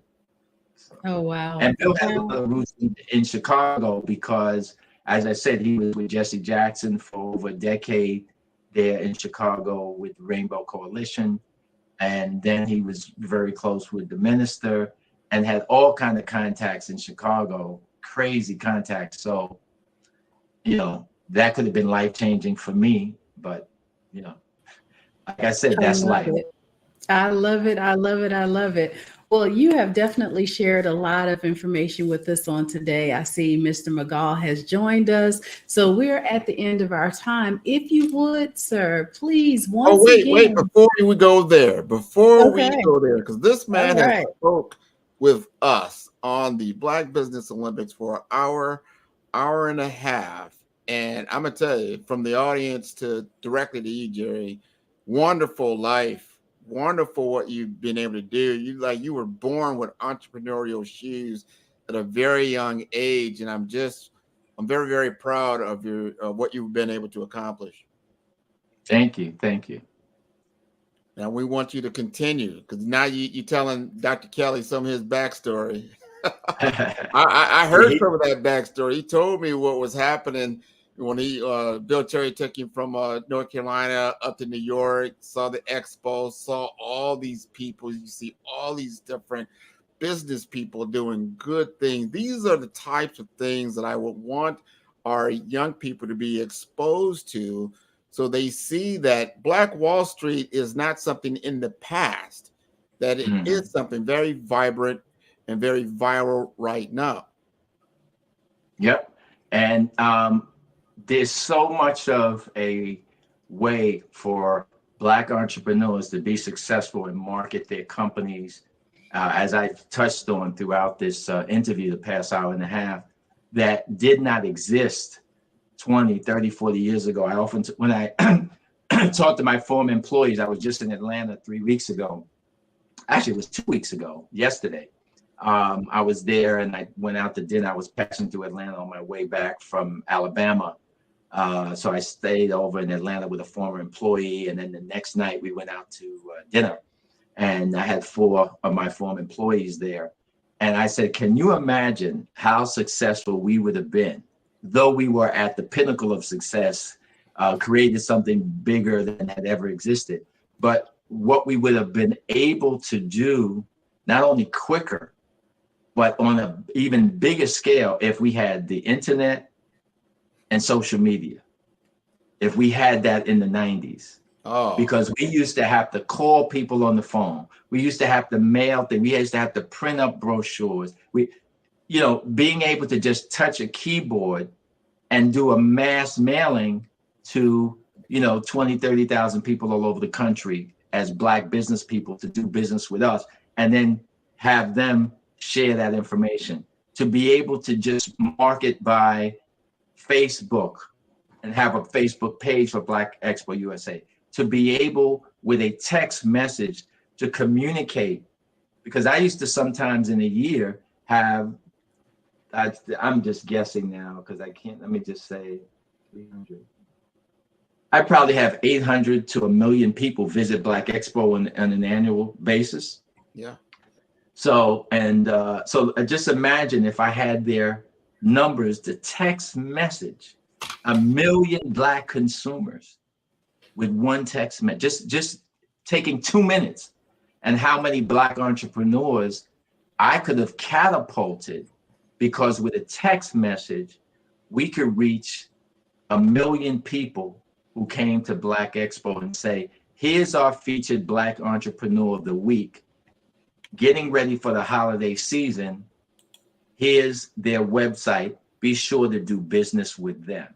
Yeah. How transformative would that have been for our community? Oh, and I'm just like glad we do have it now. What you said, I talked about a lot to our younger people, like back in my day, like, yeah, because I've been in sales, I've been in information technology for 30 years. Like, do you know what we had to do just to get your message? Now you don't need a storefront. You don't have to go out and have this big capital investment, like you said earlier. You got a cell phone and a laptop and access to people. That's the thing. And very quickly, and you've got something that's impactful, you've got a great message, like Dr. Tabitha has a great message. You can get that out there. And now, so what Dr. Kelly is doing with the Black Business Network, we're bringing it together. That's kind of what I've seen what happened. And you kind of alluded to this earlier. Like, I remember sitting in that one radio station, everybody listened to it, the whole community, listened to it. So we're all in that one spot. And then it kind of like peripheralated into so many different channels. Now we have an opportunity to bring that back on a virtual platform, because we know time and space, location, all those things are very important. We can bring them back. We've got this 8 a.m. to 8 p.m. Monday through Friday, right? We're doing it once a month now. Now we're going to even go into even greater cadence into 2024, because we need to do this. What I call it, we need to build our pyramid, right? We need to build our resources. We need to build our opportunities, so that Black dollar doesn't just stay in our community for 6 hours. It stays in our community throughout. So I really appreciate the work that you've done, because without what you've done, we wouldn't be able to do what we're doing right now. Oh, thank you for that. Thank you. Thank you. Yes. Yes. So Dr. Tabitha, I know I interrupted you earlier. Let the people know how we get in contact with Mr. Jerry and keep the conversation going. Oh, well, once again, you could reach me. The easiest way would be through the nonprofit that we have, which is called Black Spirit Group. So you could go to our website, blackspiritgroup.com. There's a form people can fill out, but more importantly, they can just email me at blackspiritgroup@gmail.com, and they could just send an email. And do you have anything coming up? Is there anything of importance that's going on in your world that you would like the community to know about? Well, currently I do have, there's one thing that is underway, but it's unrelated to business per se. I'm doing some work with the New York City Department of Education with a business I have called Thrive Skills, Inc. And I'm working with in-school programs. I originally started a Saturday school program, but it was too expensive, and even New York City Board of Education couldn't afford it.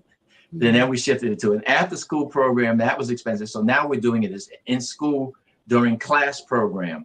And it's really important because a lot of school systems, even New York, are short of teachers, and they need outside vendors to come into the schools and do programs, especially with the high school students. So I created a curriculum, so to speak. We call it manipulatives because it's not per se a curriculum, which gives students life skills. So for example, I'll just give you a quick rundown. I have outside people who work for me who go into the schools, and we teach students skills. One example is social media skills, cell phone, usage skills. Now, what do I mean by that?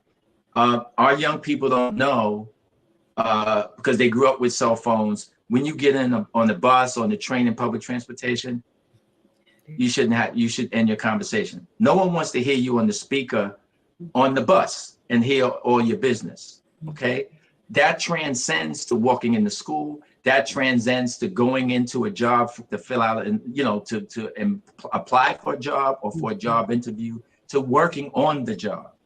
Okay, social media, something as simple and as relevant as we've seen today. Young people all have Instagram, Facebook. Well, we know that companies, before they hire you, especially big companies, hire companies to look at your social media history, your footprint. It could be something as innocent and as relevant as you sitting in your house. When I grew up, I had a poster behind me of Sly Stone, who was one of my favorite artists, or James Brown. Now, the worst thing they could have said, oh, that James Brown, he made a record, Say It Loud, I'm Black and I'm Brown. Oh, that's Sly Stone, he made a record, I Want to Take You Higher, which really wasn't about drugs. It was just, I want to take you higher as a person in life, I right? remember. Yeah. But if you're a young person and you have behind you a poster of Puff Daddy, P. Diddy, Sean Combs, what is that person who is going to decide if you're going to get that job going to decide? Right. Is it a female who may have associated something that happened in her life or with a relative? And we know what Sean Combs is not just alleged, but has been involved in. That's not a good look for you. You need to get that off of your social media site, okay? Off of your profile. And we know that also because of what's happening in world events, college students and the like, they may have taken the position that they're against what is happening in the Middle East to the Palestinian people, and they could have went to a rally on their college campus, right? They could have held up a sign, ceasefire, but that could be on their social media post. Now they're applying for a job with a law firm, and the law firm is named Rosenbaum, or the law firm is named Teitelbaum, or whatever. Do you think they're going to get the job? So we're trying to, what we do, that's just one aspect, but we do other things, teaching young men how to hold the door for a person. Even one day when you have a car, the proper thing to do, the first time you say, Mom, I'm taking you for a ride, you walk around and you open up the door and you practice that, not just with your mother and grandmother, but with your aunt, your sister, your girlfriend, or a girl you're taking out for a date for the first time. We teach you that when you walk into your living room to have your dining room to have dinner, first thing you do is you pull the chair back for your mother or your sister before you sit down. These are skills that unfortunately a lot of our young people are not getting at home. The schools are welcoming these social skills. So that's what we're doing. We do it in a workshop, where the kids participate. They have a lot of fun. It's not somebody standing in front of somebody telling them. It's not somebody drawing on the blackboard or showing a video. Okay, young man, now you come over here. Young lady, we need you to come over here. And it's very interactive. So we do these social skills. We do interviewing skills with them, showing them how to do interviews for college. And it's a lot of preparation for things hopefully they could use for life. So that's one thing that I have. It's called Thrive Skills Inc. And that's the website that we have. And we are doing this with New York City public schools. I don't know if I want to get into doing it nationally. Some people are bugging me to do it and go after funds with the U.S. Department of Education. But the beginning of the year, I have a company I'm launching called Your Baby Fresh. And it's a line of baby products that I have. And I have a long-term plan with that. So I have Q-tips that are in colors, pink and blue. I'm manufacturing overseas. I have Band-Aids that have giraffes and ABCs on them, kids Band-Aids that I'm manufacturing, and they're in a tin can. So it's not in a paper little box. These are the kids Band-Aids that the kids will go into a store or go on my website and say, oh, that's real cute. And it's in a tin can, little tin. I remember like the old Band-Aid boxes back in the 70s and whatnot. I know what you're talking about. Yes. So I have that design. And then I have a baby lotion, a baby wash, and a diaper rash products that I'm manufacturing here in Florida with a gentleman who was an executive at Johnson & Johnson and retired. And he opened up a manufacturing plant here in Florida. So, and then I have some plans to grow that business exponentially through some other tie-ins with other products. So that's my 2024 launch by this. Oh, that is wonderful. And I thank you both for being on the Black Business Network, the Black Business Olympics, the ultimate Black Business Network out there, Black Expo. I mean, we are doing it big, and because of Jerry, because of Dr. Tabitha, this is how we're able to do this. Genius is coming, and I'll see you both on the other side. Thank you. Thank you. You are in the right place at the right time. The Black Business Network opens again for its Black Business Olympics, a 24/7 broadcast on business, strategies, global branding, social media marketing, finance, advertisement, and much, much more. Featuring the top, most powerful entrepreneurs and speakers and thought leaders from all around the world as they gather together for this phenomenal event. Join the Black Business Network streaming live into the metaverse, STEM City USA, Black Multiverse, Pod TV, Roku, Hulu, iHeartRadio, Apple TV, YouTube, TikTok, Instagram, Google Podcasts, Facebook, LinkedIn, IBM TV, Spotify, and Twitch. Tune in today and be a part of this amazing movement. The Black Business Olympics welcomes you.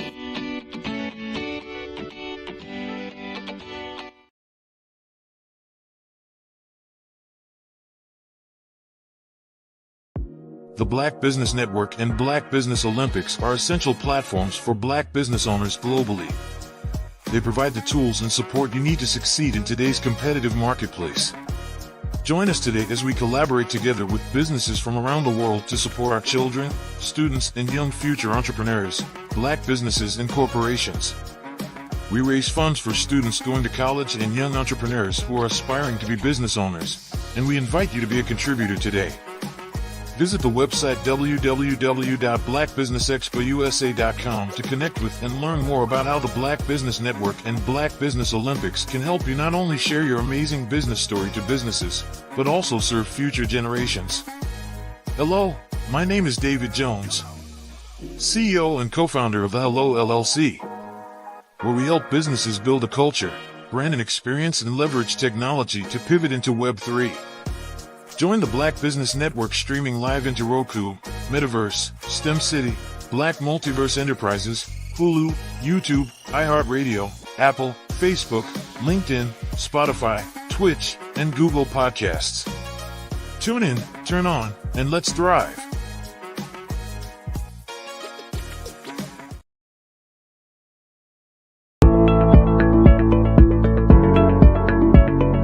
Prepare for what's coming and dominate in economic winter. Stand strong and thrive by showcasing your great products and services globally through the Black Business Network and Black Business Olympics. The Black Business Network has showcased over 2,000 companies with over $7 billion in sales each year. Over 10 million attendees have viewed the rebroadcast each month. Through the Black Business Olympics, unique styles of business training and mentoring are turning students into business owners and entrepreneurial warriors who will dominate in any economy. Gain the ultimate advantage of the Black Business Olympics, 7 days of unbelievable topics and speakers speaking around the globe. Donate your time and experience to provide expertise and scholarships to students worldwide and change the world. Now, more than ever, new insights, tools, strategies, and capabilities are needed. This is your chance for a major presentation to the world. Fill out the form and join the more than 2,000 speakers who have presented to over 200 countries. Join the Black Business Network streaming live into the Metaverse, STEM City, Black Multiverse Enterprises, Hulu, Amazon, YouTube, iHeartRadio, Apple, Facebook, LinkedIn, Pod TV, IBM TV, Spotify, and Google Podcasts. Sign up today. Spaces are limited, and we will see you